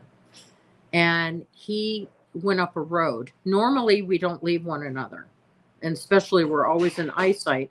Well, he decided to wander up this road. The truck's right there. No one's around. We're in the middle of the forest. I'm taking different pictures and looking at this structure. Right across from me, for no reason whatsoever, I got a turkey going off right there. It was weird. And I go, no, you're trying to bait me out in there. You're trying to bait me to come out there. And I feel that I was being baited to go out, to walk out there and follow the turkey. He was up another road. There was no turkey out there. I mean, the brush was awful high, but it's also the structure points to several areas, and I kind of followed that area a little bit. And at the end of that area, we got a call back one night. I conned Joe into doing a call. He put a reed in his mouth and did kind of like I don't know, he was trying to maybe do a coyote or something like that. We have done the bull drum where you take the a like a shoestring or whatever, and you put it through a bucket or a can, and you pull it, and it sounds like moose and things. They'll use that. They use that for hunting moose and things like that. You can see it on the internet. Wow. And, we played with that before. You can usually trick them once, but after that, you can't trick them. You know, they're not playing. They're not biting. But anyways, he put a reed in his mouth, and he was trying to mimic some kind of call in the dark. Well, it come back at him. You never seen a 6'4" man get in a truck so fast. And I'm laughing. I'm laughing at him. And well, I'm upset because my recorder is off in the back seat. I didn't know he was going to stop and even do it. But he said, when I'm following me home, he was scared. He said he was scared to death. And I'm sitting there laughing. He said, how can you do that? How can you sit and laugh about that? How can you be so calm? You've been through hell, so that's a cakewalk. Right. Well, that's the kind of, but then there was a tree. Then he parked and he walked down somewhere, and I stayed in the truck that time too. This is all on the same day. And there was a tree crash right by the truck for some reason, and I could hear some stomping right next to the truck. That was 3 times in the one day. I said, I don't know what it is. Why am I being baited? I felt I was baited. The mimicking or trying to call you in, to me, that's not good. No. There's nothing good it wasn't that day. That. No, okay. I didn't. I went when the one time when I was by the structure, and I got those 5 calls at me. I walked back to the truck, and I got in the truck. And then the one time Joe was putting out his he has some property in another part of town, and he went up there to go put to put some corn out for his deer, getting ready for deer season. And I stayed back at the truck, and I like to walk up and down the road to see if I see anything. It had just rained and things like that. Well, I was coming back, and the rattlesnakes were out too during that time. He didn't really, he advised me, don't go up there. I'll be right back. And so the truck was right there, and I'm just right outside the property. And it's woods all around there and farms. There's nothing around there. And I was walking back from nosing on the road, and something screamed at me. It sounded like an old man, a grumpy old man is the only, and it was probably from the truck, it was 30 yards away. Wow, that's close. I was at the truck, and my back was away from where I was being screamed at, and because I was wiping the mud off my boots a little bit, and when I turned back around, I expected it to be there, and it wasn't. Nothing was there, and it screamed at me.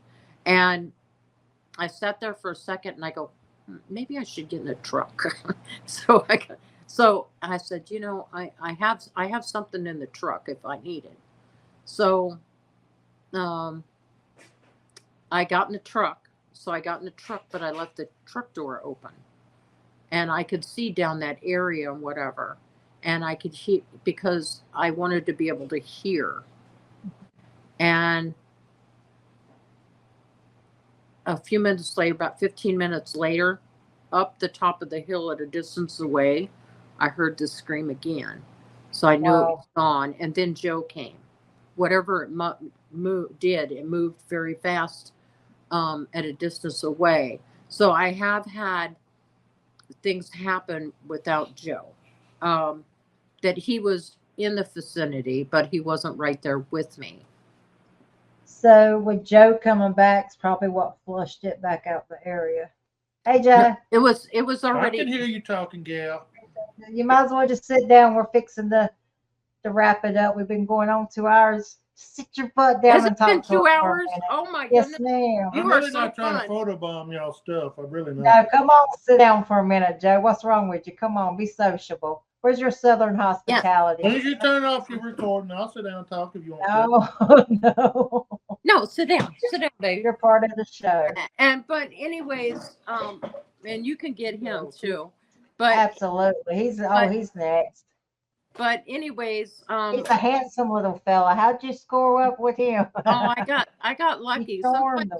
Sometimes I want to beat his ass, if you want to know the But a lot of people do know him. So I mean, we go out Flat Rocks. He's my rock. I love Flat Rock.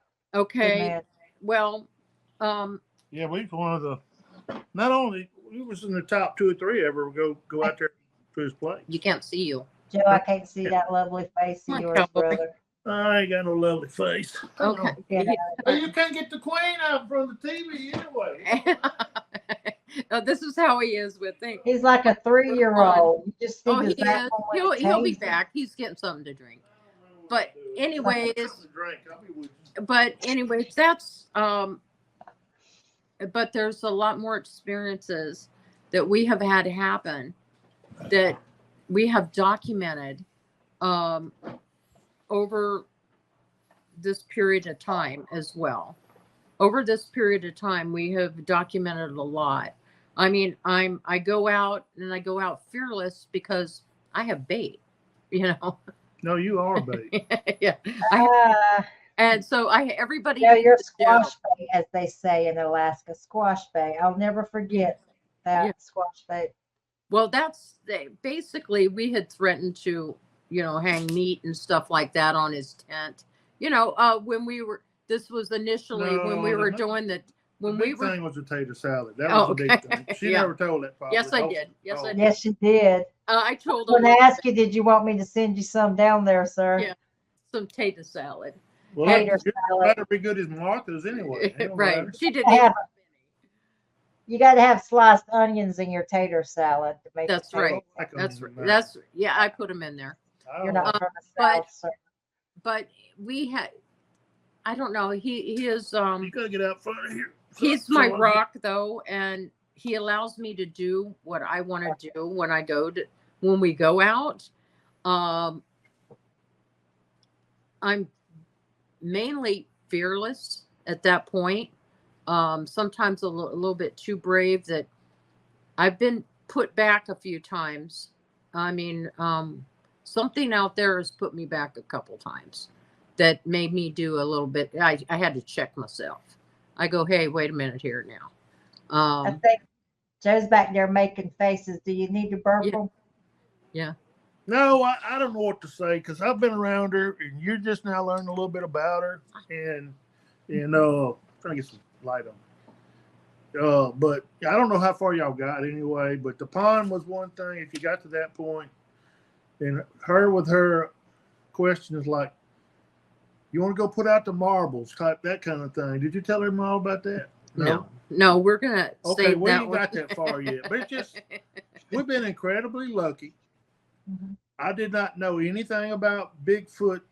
I started as a kid watching Leonard Nimoy and all that stuff, and sci-fi stuff, and I was always into that as a kid, and interested in Bigfoot when that subject came up with the Yeti or whatever, Peter Byrne and his sitting there with his little stick under his hand, talking about it and all that. Never seen nothing. But anyway, I've always had an interest in it. And then finding Bigfoot was a big turning point. Like them or lump them, there still was a big turning point of knowing what a tree knock was, what, that was even a thing out there.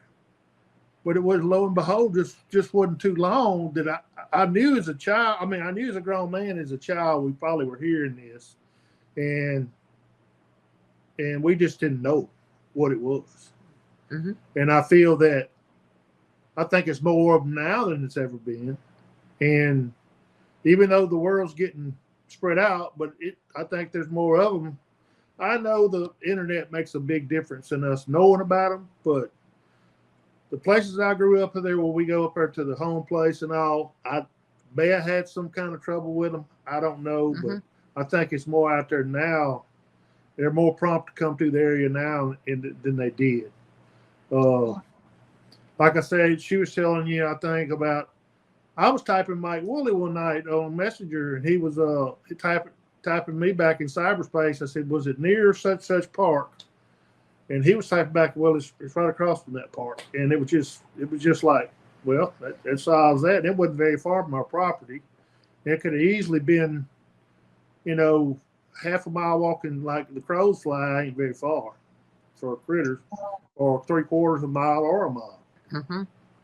And but as a young person, I didn't know anything about them, and they could have been right on top of me. With the places we went in the swamp where we hunted was full of palmettos. I don't know if you know what that is, but y'all swamp probably got them too. Oh, yeah. Palm. What do you call them, palms down there in Florida? We have them, but you see them more toward the South Carolina part of our, like the South Right. Carolina. Well, them whole bottoms off of Mississippi River and that gumbo mud had that. It was all hardwood habitat, and it's all pretty much bottom land with little small ridges in there that if the water was up, you probably wouldn't go and get through that stuff. But if the water was down, the land was out. But you wouldn't have seen them unless they wanted you to see them up there anyway, because Mm-hmm. they could just get there in that stuff and everything and hide. You couldn't Mm-hmm. see them. I didn't know to look. I mean, nobody talked about it if they had a problem. Now that you know what's out there, looking back now, Joe, does a lot of weird things make sense now? Well, yes,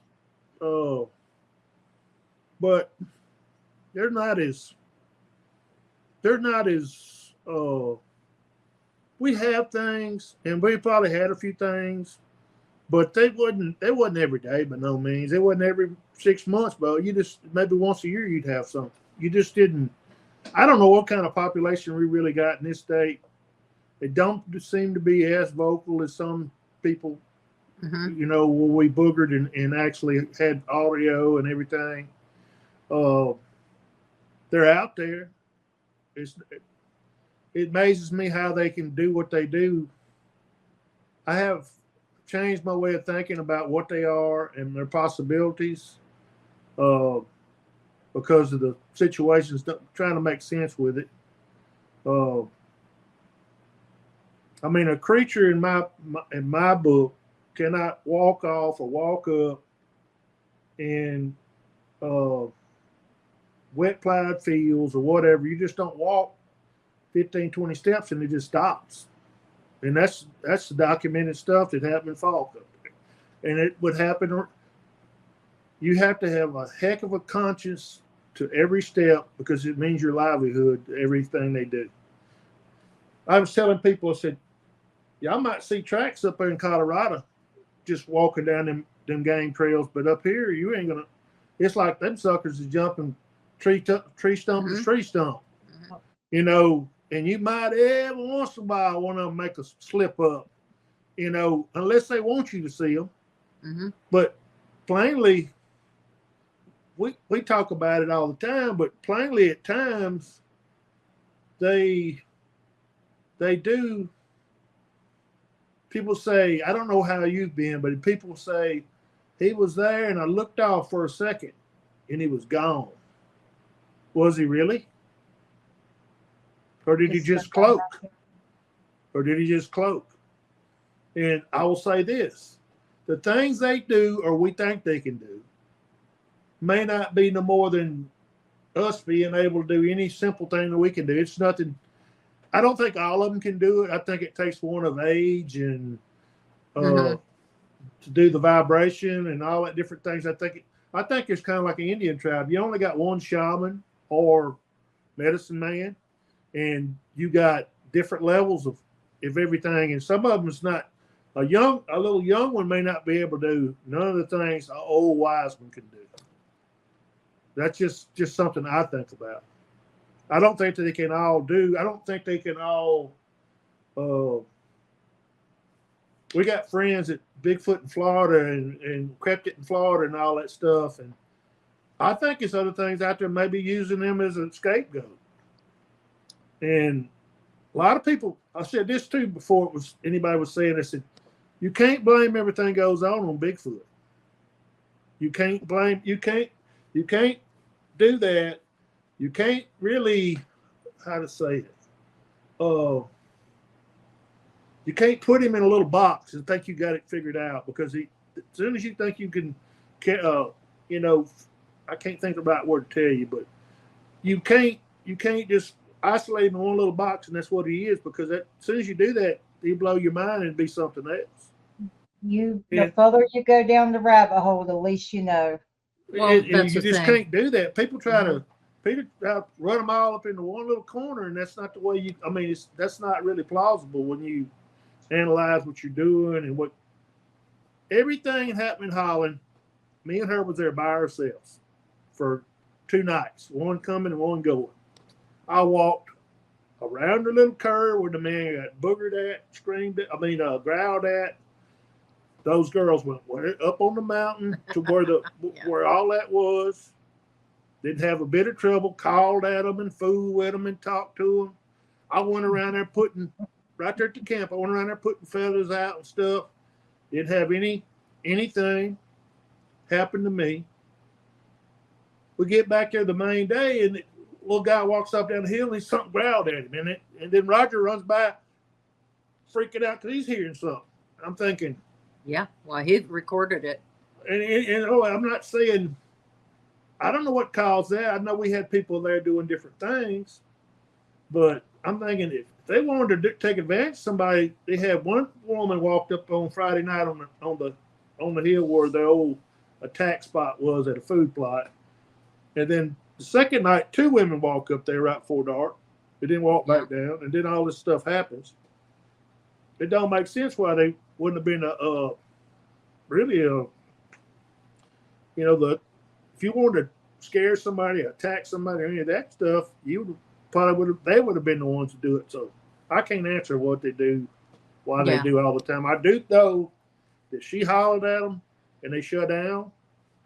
I wasn't there at fault. I can't tell the fault story. I didn't get there till later in the week, and I don't get involved with that story that much. I know we was there, Friday night, Saturday night. We went home Sunday. I think it was Thursday, Friday, Saturday, or Friday, Saturday. Went home Sunday. Pat and them were there for a week, Mountaineer. So it's a little different. I think you women have a better chance with them for being I don't know what you want to call it.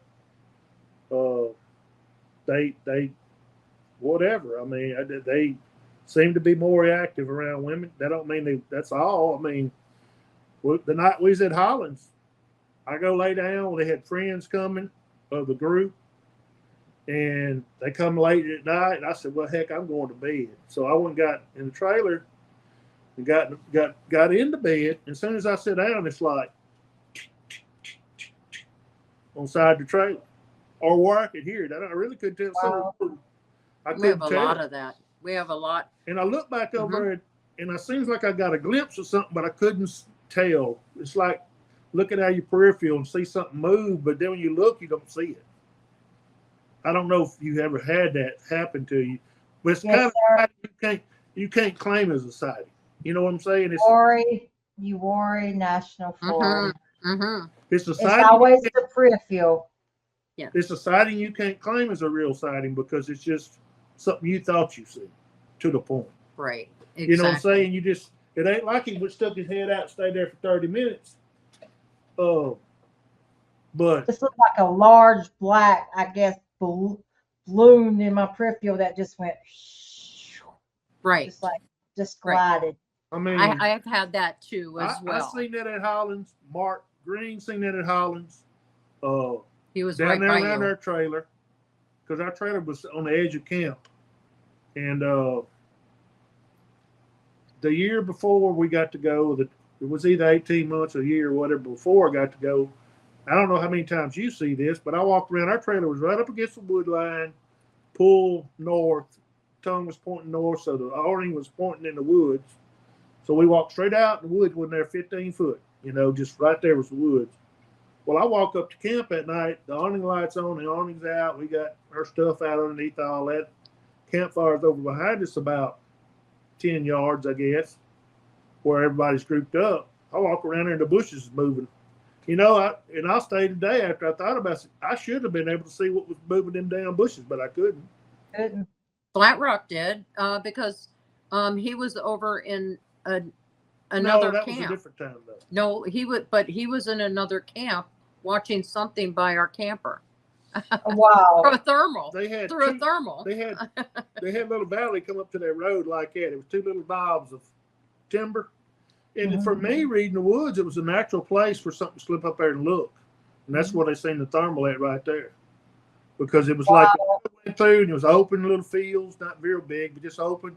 Then the woods came back up because of the old logging road or whatever it was back when it was built. They had, drains coming off of it. And that's a natural place with something would cross or something would sneak up there if they were going to. And we were just camped right up the road from that. From the angle they were looking at, their night vision was looking right back toward us in that valley. So they thought, well, maybe that's somebody, but it wasn't us. It was something we couldn't account for. You had some company there. Oh yeah, it was. I think it was Jonathan Odom and Flat Rock and Chris. And Connor. I'll tell you this too. I don't know if we're live or we're not. We are you live. You can be recorded. We are live. We're doing pre-record. Okay. Okay. Well, I'll tell you this. One of the worst things, or one of the best things we ever had happen over here when we had the mouth pop, and we were out there at that deal, and we had contact all last summer with them or whatever, of one thing or another. And it's the worst thing because it's all you wanted to do is go back to where you had success. You didn't go back where we went before, even though we'd had some mild success there. We had quite a bit. And we just didn't. You get that in your mind. You want to go to the best fishing spot instead of find a new fishing spot. It's just the way it is. But that's part of research. Right. I know, but you'll lock down on the spot, and I know it ain't. I know it's hard to leave a spot till they leave you. Do you consider yourself a researcher, or you just like the experience and the adrenaline? He just goes with me. No, I don't. I'm not. I don't consider myself I don't know what the hell you want to call it. Right. I'm a Bigfoot addict. Yeah, I gotta get a fix in. Yeah, I'm not the type of person who wants to walk up and touch them like Pat, but we hadn't had any bad experiences, so I don't have any over aggressive tendencies to run out of the woods. I mean, I'm not going to stay there and let them hit me in the head with a rock, but not like Pat. She must go leave marbles after throw rocks and shit. That's just her dumb ass, not me. But has Bigfoot whisperer. I'm just saying, she wants to do one thing. I said, I told the people a long time ago she wants to pet one. Right. And he always says that. That'll be the last picture in her phone, a selfie with a Bigfoot. When I'm in the woods and I'm going, I just keep my head down and going, because if you get too serious about this stuff, and if it's worrying you, it'll deter your life. It'll change your life. For 40, 50 years, I never knew nothing about them, and nothing ever happened. It took, I might have lost a deer every now and then, maybe, but it's not like nothing was life changing at that point. And That's the only thing you can look back on and say, well, me and my husband been out here 20 times to the barn out here, and nothing happens. And at one given time, you go out there and something jumps out of the loft and scares the jeebers out of both of y'all. But then it's time to reset. You know, and it might be just one moving through, or it might be one that's decided to move in. But Do they mess with the livestock around there? we don't really have any, but we got chicken houses, and I know they got dead with all that. Y'all got chicken houses big time up there too, Yes, I believe. sir. Yes, sir. And all that 100-degree heat killed the fire out of them. And I know them guys will not acknowledge it hardly. If you're not into it, you pretty much don't get no firm. You know, nobody wants to acknowledge that unless they get knocked down with something. But I almost guarantee you they're eating the fire out of them dead chickens when they haul them off. Guarantee, and the hog. We have chicken houses and the hog houses.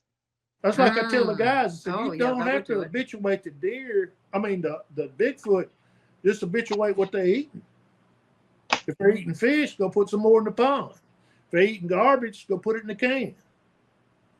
They're not stealing from you and coming back home with you. They just think they're stealing from the trash can, or stealing out of the fish pond, or stealing out of the woods. You know, if it's something like my mineral block went missing, and the block it was sitting on, which is wood, went missing.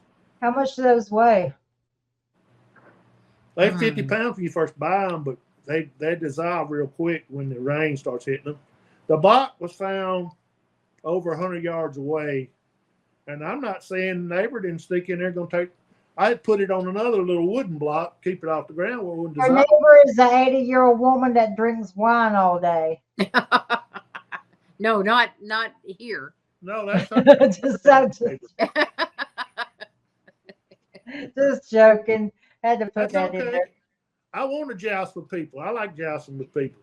Yeah. You like your sweetie and all that, so sweetheart and all that. See So, them guns? See them guns? Yeah, Yeah, that's you right. do. That's right. Cheap kids. They're little 22s right now, but they're going to be a 40 before you know it. well, that's all right. You can help put up the deer stands with. That's how he looks at it. Probably got one on the back part of our property. That's how my brother-in-law does. I know you talk about your husband likes to go and all too. I mean, but we've been real fortunate. We ain't got hurt. We old folks. We ain't got no tickets yet, but we come close. Yeah, just recently. Yeah, gang warden in the woods, but I mean, how are you gonna see a booger eye if you don't shine a light? It don't work like that. He don't stand in the middle of the blacktop of the gravel road every time you come by there. He thought you were spotlighting for deer. Well, that's what they're trying to protect from, it might be the same five, but I let the same five walk so much all summer, all winter long, and never fool with them and call myself waiting on a big one and all that stuff. I don't need to shoot one this summer. I don't need to shoot one next week when it's hot either. In fact, I pick and choose when I need to shoot one if I have my just about it. If the right one comes out, it's deer season, and that's what I'm there for. I'm not there to kill one at night. Just for pleasure, yeah. You know, I got people around here or mountain suckers that shoot them at night. Like they so proud of shooting. It's like catching a 14-pound bass in a gill net. You gonna mount it? You caught it in the net. It ain't like you caught it on rod and reel. It's not like there's a story behind it, huh? Right. No, I'm just saying people do stupid like that around here. They're proud. They're so proud of being conniving around here that it's there's plenty of roadkill out there you can stuff. You know, you don't have to shoot one. Right. Oh, But we have fun. We are some of our best. Leave that alone. We have our best. He's gonna knock it down. Leave that alone. Yeah. That's right.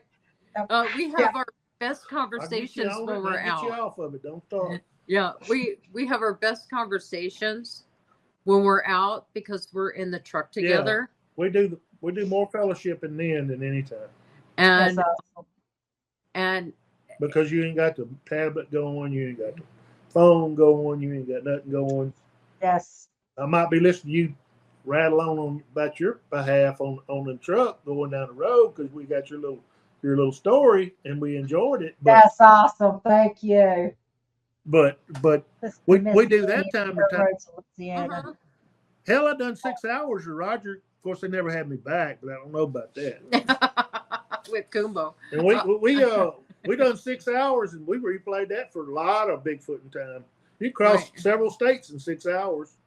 Wow, Right. yes. Matter of fact, my husband, he is in LA right now. So Oh wow. What's Wow. the matter? yeah, he is Cut in LA yourself off picking or up. what? No. I've got to replace my monitor. I'm not monetized, so it'll be the last thing that gets replaced. The bills gets paid first. I'm surprised it hasn't went out more. Wow. So It's I done wish really good. I wish I lived near you, but we probably got a couple monitors around here. oh Lord, I might have to take a ride to Louisiana if it gets any worse. Oh yeah. Well, I'm starting a second job, so once I get something like I'm working on my house apartment, so that's a priority. There's necessities and luxuries. The show's a hobby and a luxury. But if I ever get monetized, whatever I get, I go back into the sound system and the Right. audio. Exactly. Yes. But That's what if I people don't, I don't. do. If You I know, don't, if I'll you come on just the show, go to stop and rob. Mm-hmm. Won't if stop you're gonna and run the rob. show, you need to have good equipment. Whether it's some better internet, Wi-Fi, whatever you want to call it. Mm-hmm. You need all that if you're gonna run a show. That cutting out Right and now, yeah. horrible talk and all that's hard to deal with. Yeah, I think right now, like per month, I'm between the I pay a lot out of pocket, but it ain't no big deal. But am I going to go out and buy a new computer and say, hey, I can't see your kitty Oh. cat. that's Swamp Kitty. Put the head up there. Oh. That's a bad. Oh, look at them eyes. Oh, I'm She telling was you. found. She was found in the swamp with a broke back and a broke tail when I was kayaking. No, I was out there. I was doing Well, somebody must photography. beat it with a paddle. She did. They did. She was pretty bad off. So Oh, really? Oh. I mean, when you and do that kind of thing, it have to be something cruel. That just don't happen. that was Dillon, South Carolina. Wow. Anyway, so Joe, you'll be back tomorrow with Patricia No, I doing won't. part. Yeah. Yes, I'm you going will. fishing. Yeah. No, you're not. Patricia, You'll Look, be there. let me tell you Put your something. foot You really down want to with hear him. about? You want to hear about my early days? I got attention deficit really bad. I think you do too. But anyway, I do. But anyway, I got all that going against me. So if I rattle on or get off subject, you just gonna have to look back at the memo and see, keep me on track. That's all I can say. Yeah. I like good. Go ahead. I like good conversation with good people. So Oh, you so do rattle we. on or you won't. Oh, so do we. But like I said, if it wasn't, I mean, Joe's changed my life. We've had. I think Joe's. His. I've changed his. I as do well. that sometimes. Well, You know what that's called? Saving grace. mhm. And we take care of one another. Yeah. And I couldn't. He gives me that rope to go out, but he only lets me go out so far before he's reeling me back in when we do go out. But one day I'm gonna cut that rope loose when she gets way out on that end.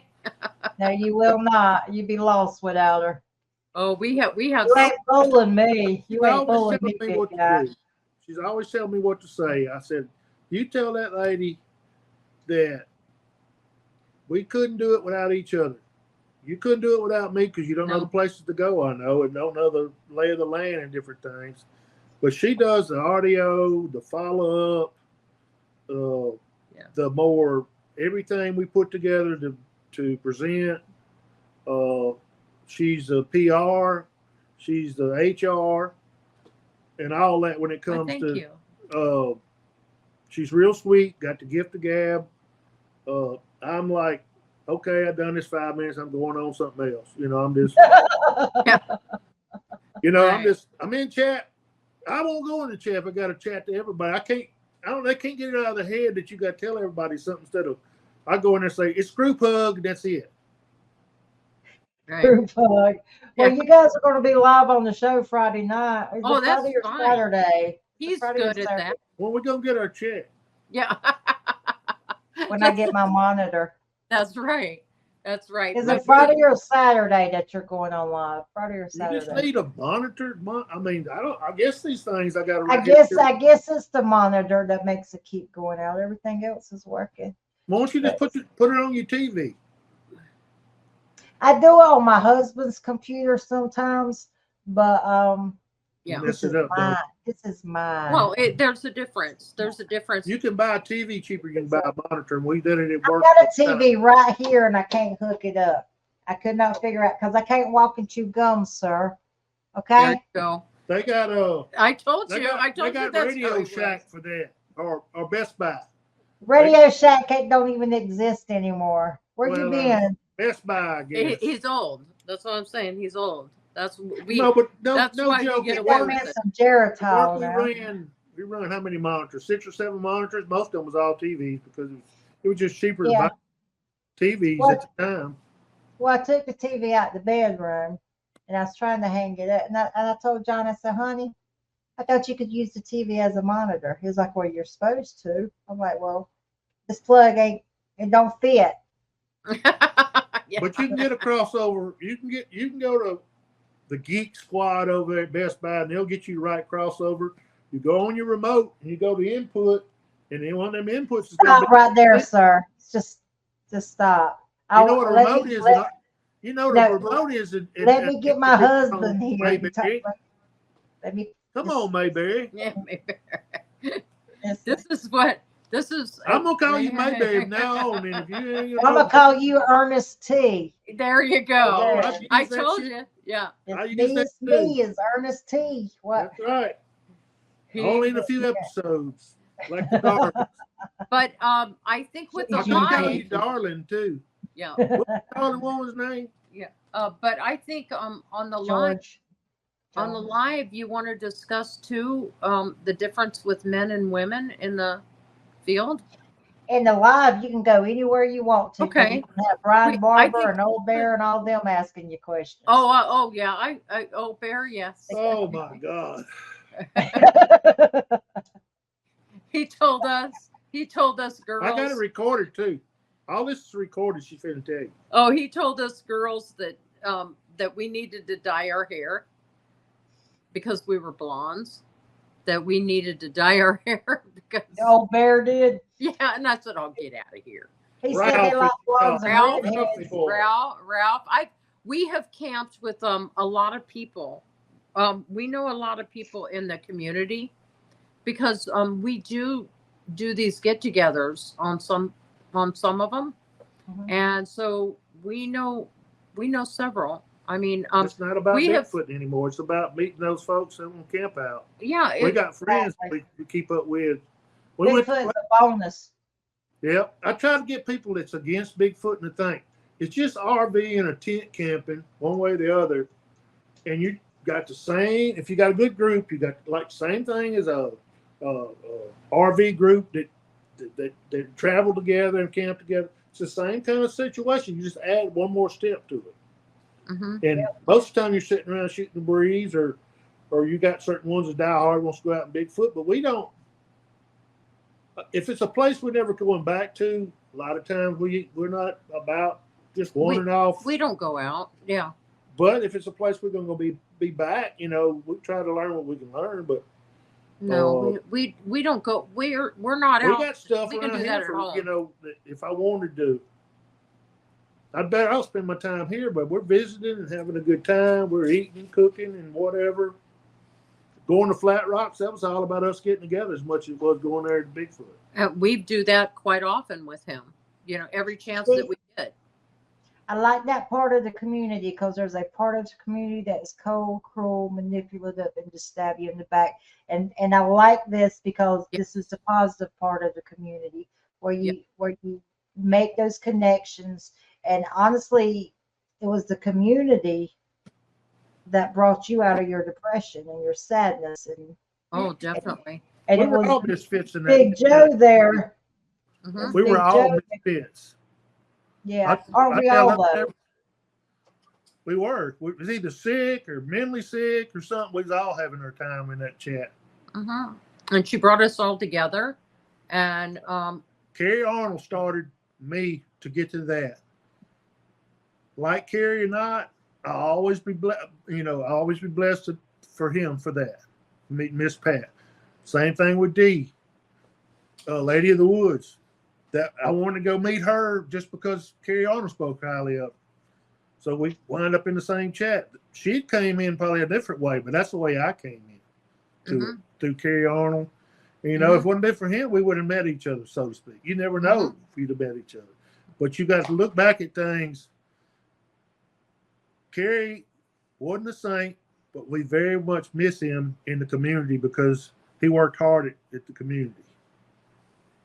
He brought everybody together. Eventually, I told her, I said, it eventually ran him down because he drove to West Texas every week, or every 28 days, or every 2 weeks, or whatever.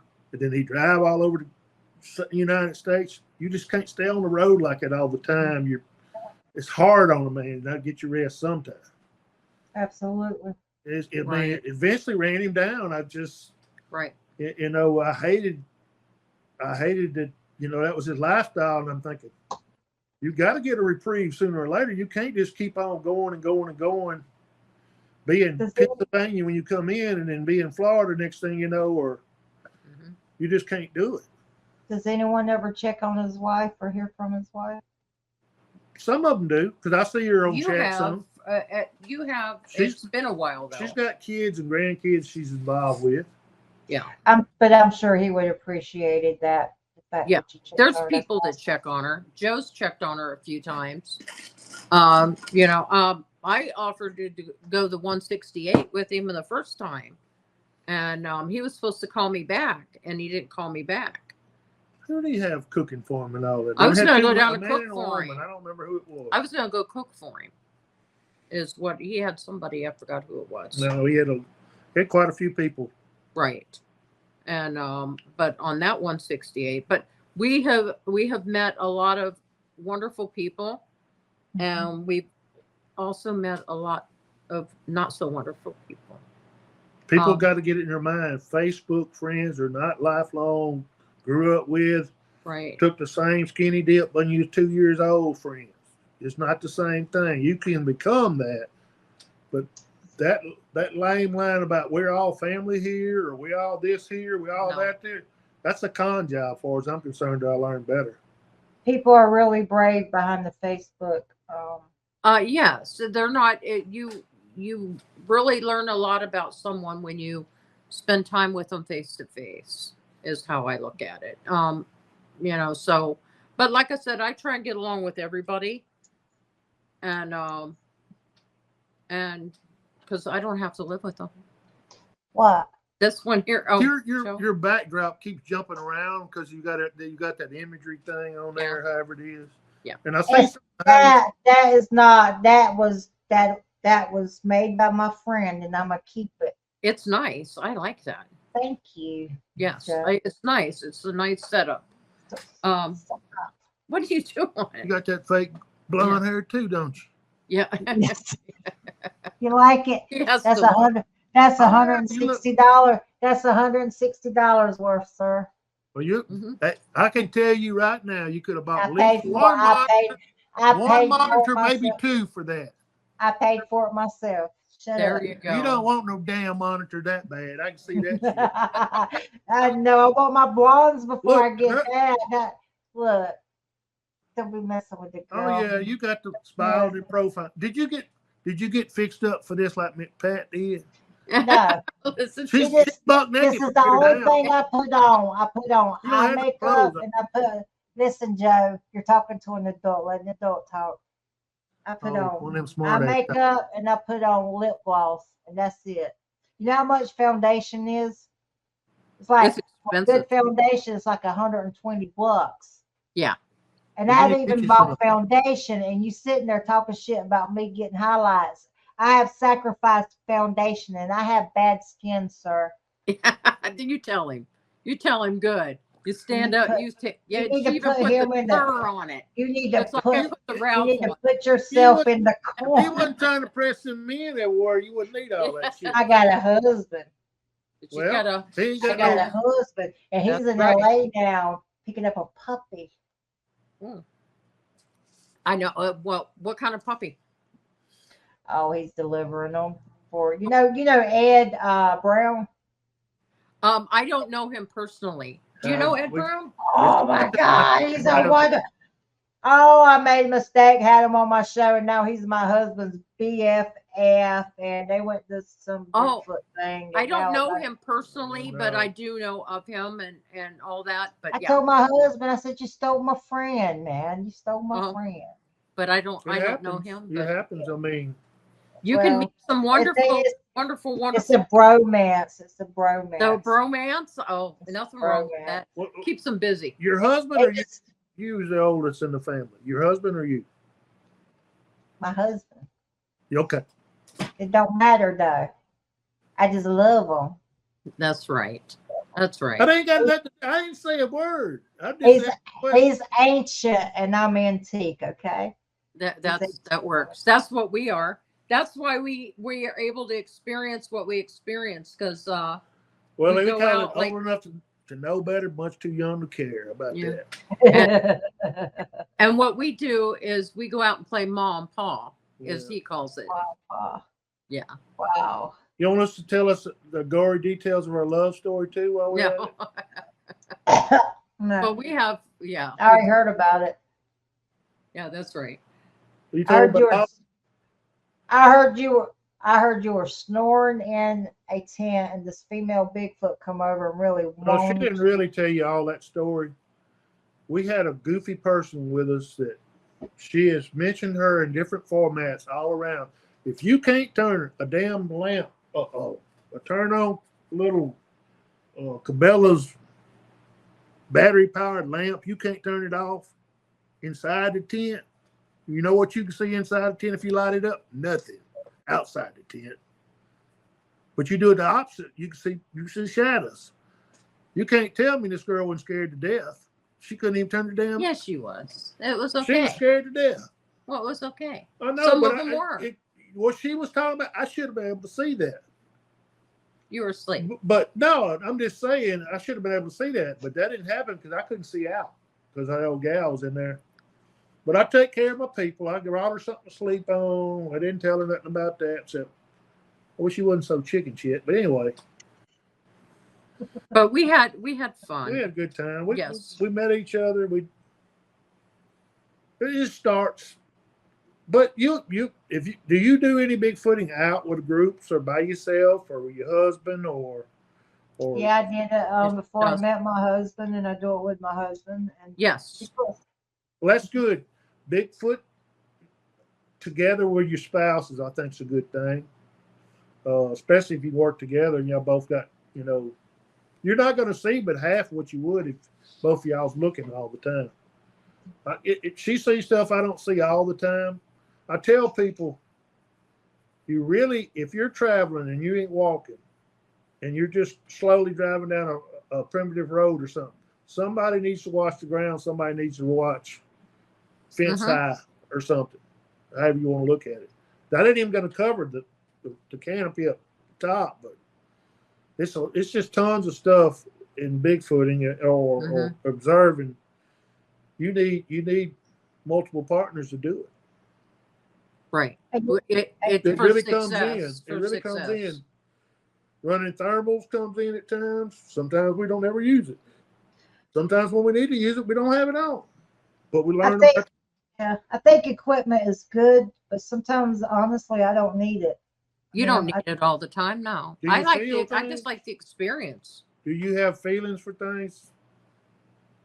I think we all are capable of that. We're all capable of it, yeah. Your story is a wonderful story. God bless that you made it through it. Been through all that. Oh, you talking about what my episode on 10 Foretales? Oh yes, we loved it. I'll probably never tell it again. He loved it. He loved it. It's so heartbreaking and warming at the same time. To go through much as you have, and all the rest of us go grumbling through earth and all that. Don't know what it is to be through hell. That's just people don't realize that. I went through different things. She's been through different things. Having mental thing is one thing, physical's Mhm. another. All of it's a whole different thing. It's all you know how it is. Exactly. That's one of the. I found my peace, is what it is. You know, That's strong.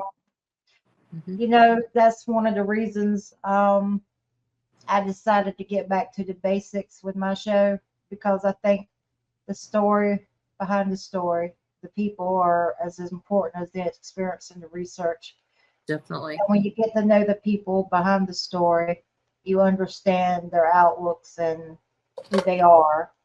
And you know, and I'm not the brightest crayon in the box. Matter of fact, I don't even think I would make the rainbow color. But what I do have is a big heart, common sense. Sure. But I am a very quirky person. It's very hard for me to make friends and have normal conversations. I don't fit in with the real world, but I can come on the show and I can talk to you like I've known you forever. Oh, definitely. Yeah, I you love got people. that. I love. But I it's love the yeah. public. I love people. I'm a people your person. country, you could be you'll listen and you can be talked to. You might take the floor and never let nobody talk if you want to. But you That's know, only in my marriage, sir. That's only in my marriage. God bless that man is all I can say. I need to talk to him too. Get out, brother, while you got a chance. He's saying, I'm telling you, everybody knows Joe and they laugh at him. Oh They yeah, by fight the way, with I'm a him. smart ass to the T too, so I'll go on and say all my It's bad okay. things. It's okay. I think I know your spirit animal. Mm-hmm. So, A lot of them know him. My That's rabbit spirit dog. They animal's a get along jockey. with him. It's a pooping in the woods.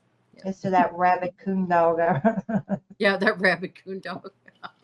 It's a pooping in the woods. But like I said, we have a great time. We enjoy one another's company.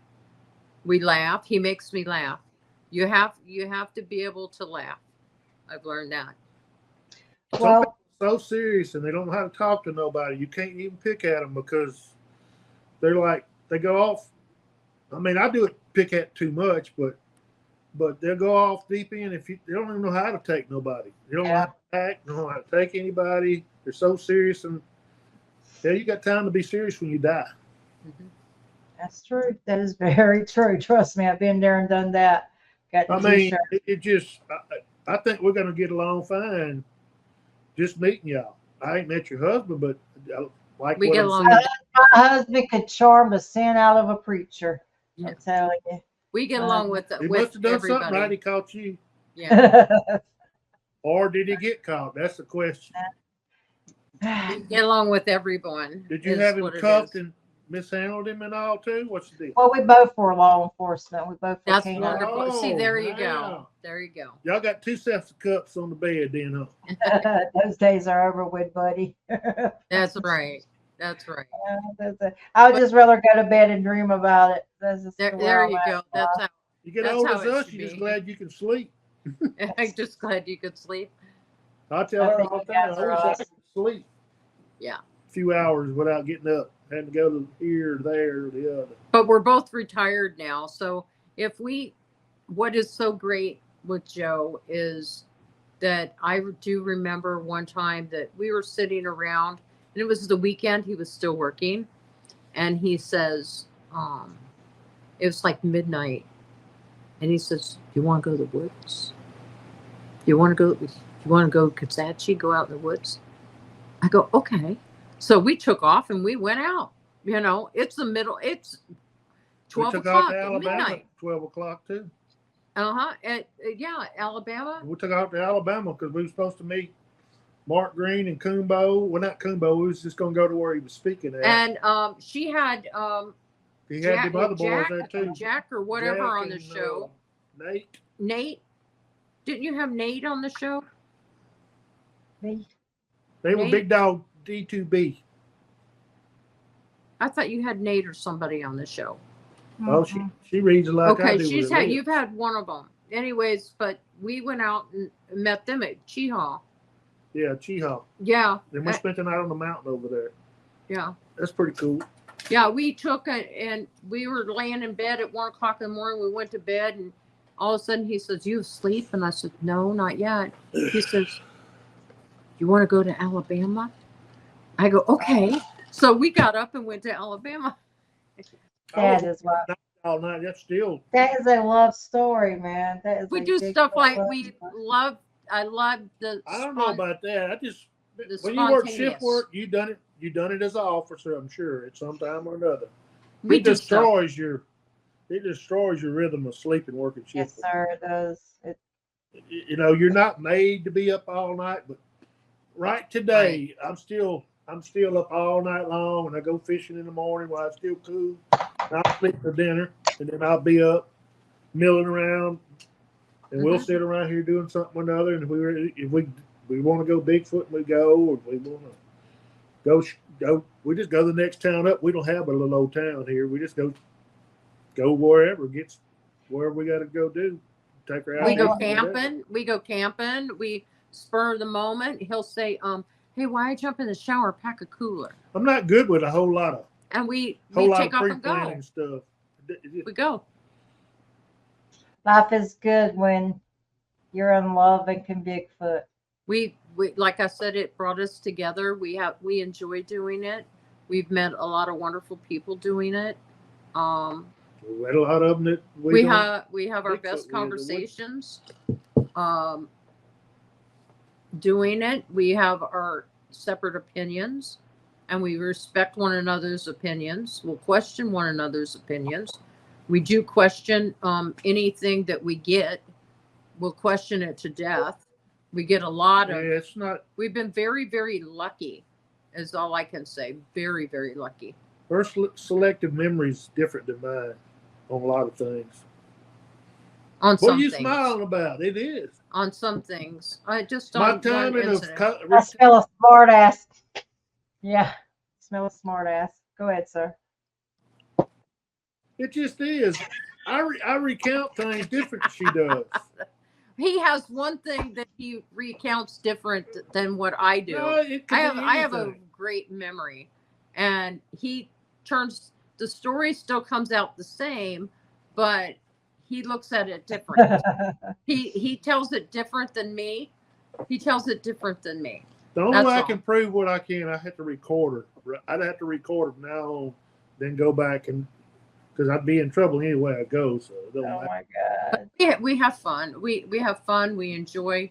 I don't go into many podcasts anymore because I'm kind of burnt out on some of them, and I was looking for something different.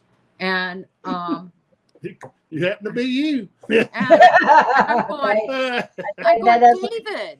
I saw you. Who's this old gal? So we seen you with David on your show. We didn't even know of you. And I go, and I didn't know David was going to do a show on the other hand. Right. I know David and Dee Dee. David Pardue or Blaylock. Blaylock. Oh yeah, David's a Oh yeah. Oh no, we've camped with them. I love him and his wife are awesome. Yes, they're good people. We met them. We've camped with them. So it's stuff like that. But that's why I said, so why didn't you tell me about her? That's why I said to her, are you following me? Because we'd be in a chat together or something, then I'd lead the chat. And he'd be in there too. And all of a sudden he's there. And I go, you following me? He's awesome. Man, he is awesome. It's hard to stay for me.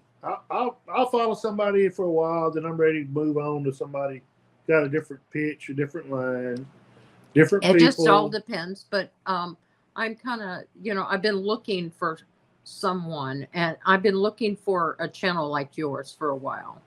Well, thank you. It's wonderful. It's wonderful. I like the route that you're going. This thing on your channel? Yeah, I like the same reason you want her in your life. Yeah, because you're messing up my cooking right now. I'm telling you. No, we got pizza. Nobody's told you couldn't turn on that grease. He knows how to turn it on. He knows how to turn the stove on. That's how I look. They hate on me because of her. They hate on me because of her. They'll be all at the camp and all. Yeah, she waits on you. I didn't make her do that. That's some of her stuff. Why don't you just go get in the kitchen where you belong and let two adults finish Right. this conversation? That's right. The reason why I didn't get in y'all business. Put your head up like you're talking to somebody. Don't be talking to me like I'm Barney Fife. That's right. Tell him. That's Ernest. I T. love it when another woman Judy, stands Judy, up Judy, to him Judy, Judy. that's not intimidated. He doesn't bet cut that- up with Shut up, everybody. sir. I Put bet that that's shit been up, ran to death in your life, hasn't it? Shut up, Mockery of sir. that. Yeah. You My really husband, my husband puts Valium in my food so he can have peace. There you go. That's right. well. So you're more like the two blonde girls from Mount Pilot, then. No. The fun girls from Mount No, Pilot. I'm Judy. Yeah, Judy, you are. Judy, You the Judy, fun Judy. girl from Mount. No, I'm You Judy, are. Judy, Judy, Judy, Judy. Yeah, that's right. Oh, he's from over there where Flat Rock, not Flat Rock, I believe. What's that? Gomer or Goober Pile, one Yes, of it them. is. Yes, it That's is. where he's at Flat Rock, so that's what they're known for. It Greenville or Greenwood or Yeah, something like that. I don't The remember. world needs some more Gomer Pyle. Judy, Judy, Judy, Judy, Judy. well, back when you was a young pup and we was an older pup, he was on all the time with his bass voice and all that stuff, singing. And Ernest T. What does it used to say? It's me, it's Ernest T. That's right. Right. Did you And Pa. you know what I wanted to ask you? Did you listen to those audios I sent you? Yes. Wow. Those are awesome. Did What you you think? the one is Jody. Remember I was telling you Those are about the money. The money. she's the one that was the opera singer. Remember that? Yeah, I the remember. calls. That's at Flat Rocks. And you can Wow. hear the return calls. That is I so heard, yes, I was like, I love me some Flat Rock though. I love me some And Flat but anyways, that was two of my girls, two of the girls that go out, and well, Jody was at Hollins with us, and the other one is that last one. Stop. So the other one is at Hollins. Can you just go put your pet outside in the yard? right outside? There you go. You're talking to a Right, senior right. citizen. You ought to behave. But Go that put your last senior one. dog out in the. Now, what I can do too is I'm gonna send They ever you. see you. I'm gonna send you another audio that I can't use it or play it. Listen to you. I ain't said a word. You can't play it because it belongs to someone else, but it's the same identical audio as mine. As my audio, and you would like it. I believe it may. There's a possibility it could be a dog man. There you go. That's how you do it. It could be a dog man. That last audio that you got, because you don't hear the yip in there. There's a yip in there. I have a friend heard that's it at a really different good. angle. I have a friend that's really good in audio. Do you? Yeah, I have a friend Really? that's really good in Are you audio. still If you trying give to me get the permission, bird? I'll send it to him. Okay. All right. Because who listened? It was David Ellis. Yeah. David Ellis listened to it, and so did Tom Cottrell. And David was trying to tell. He said it could be bovine, and I go bovine, but Check that out too. no, it isn't bovine. There wasn't bovine. You've been around cattle before? But he believes. What did he say? He believed that it was. He thought it that was was the very closest thing to it, suspicious. but that still wasn't. He what said it it wasn't. It wasn't that. Have you been around cattle before? Mhm.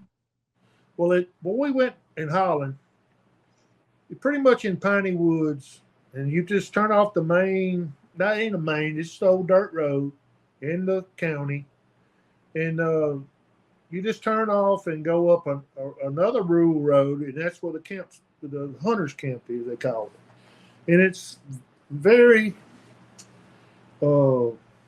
Talladega National Forest. It butts up to. You just let me talk. You'll be all right. You're all right. You just let me talk about it. Jesus. Not cutting in on me. I'll be all right. Anyways, it's a. You need supervision. They just opened up a That's couple right. spots. Like there's about 3 or 4 little spots that you could camp there. None of them really flat, but you can camp in there. Now I done lost the damn thing. Thing of thought. I thought about the whole thing. Let's see. talk about it. Go on, shit. I've done lost it He's now. scratching his fleas. He's fine. He's just tired. Well, we he have been stayed going up all on. We have been 4 going on hours and something. How long? 3 hours. Oh wow.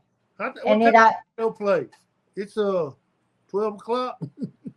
it is 10:52. Oh wow. Uh-huh. See, it's 9:52 here. So Well, you need to put the old dog to bed. yeah. What are you give him talking a about? bone. Yeah, Tell that's my right. key. What you gonna do about it? Come through the monitor? It's broke. Right. I'm So all right. what do you want to do about tomorrow, or what do you What time want to you do? gonna- Let's let an adult talk. Listen, Joe, stop interrupting. I'm not gonna talk tomorrow. You keep on. I think you're Yeah. awesome, Joe. All right, folks. So we're gonna Jesus. All right, folks. We're gonna round this up. We'll come back with part 2, and Pat, Joe, you guys made my whole evening. I think You think? I think you. I don't know about all You that. have anyway, Pat. You have anyway. All right. I'll talk to you in just a moment. Thanks, guys.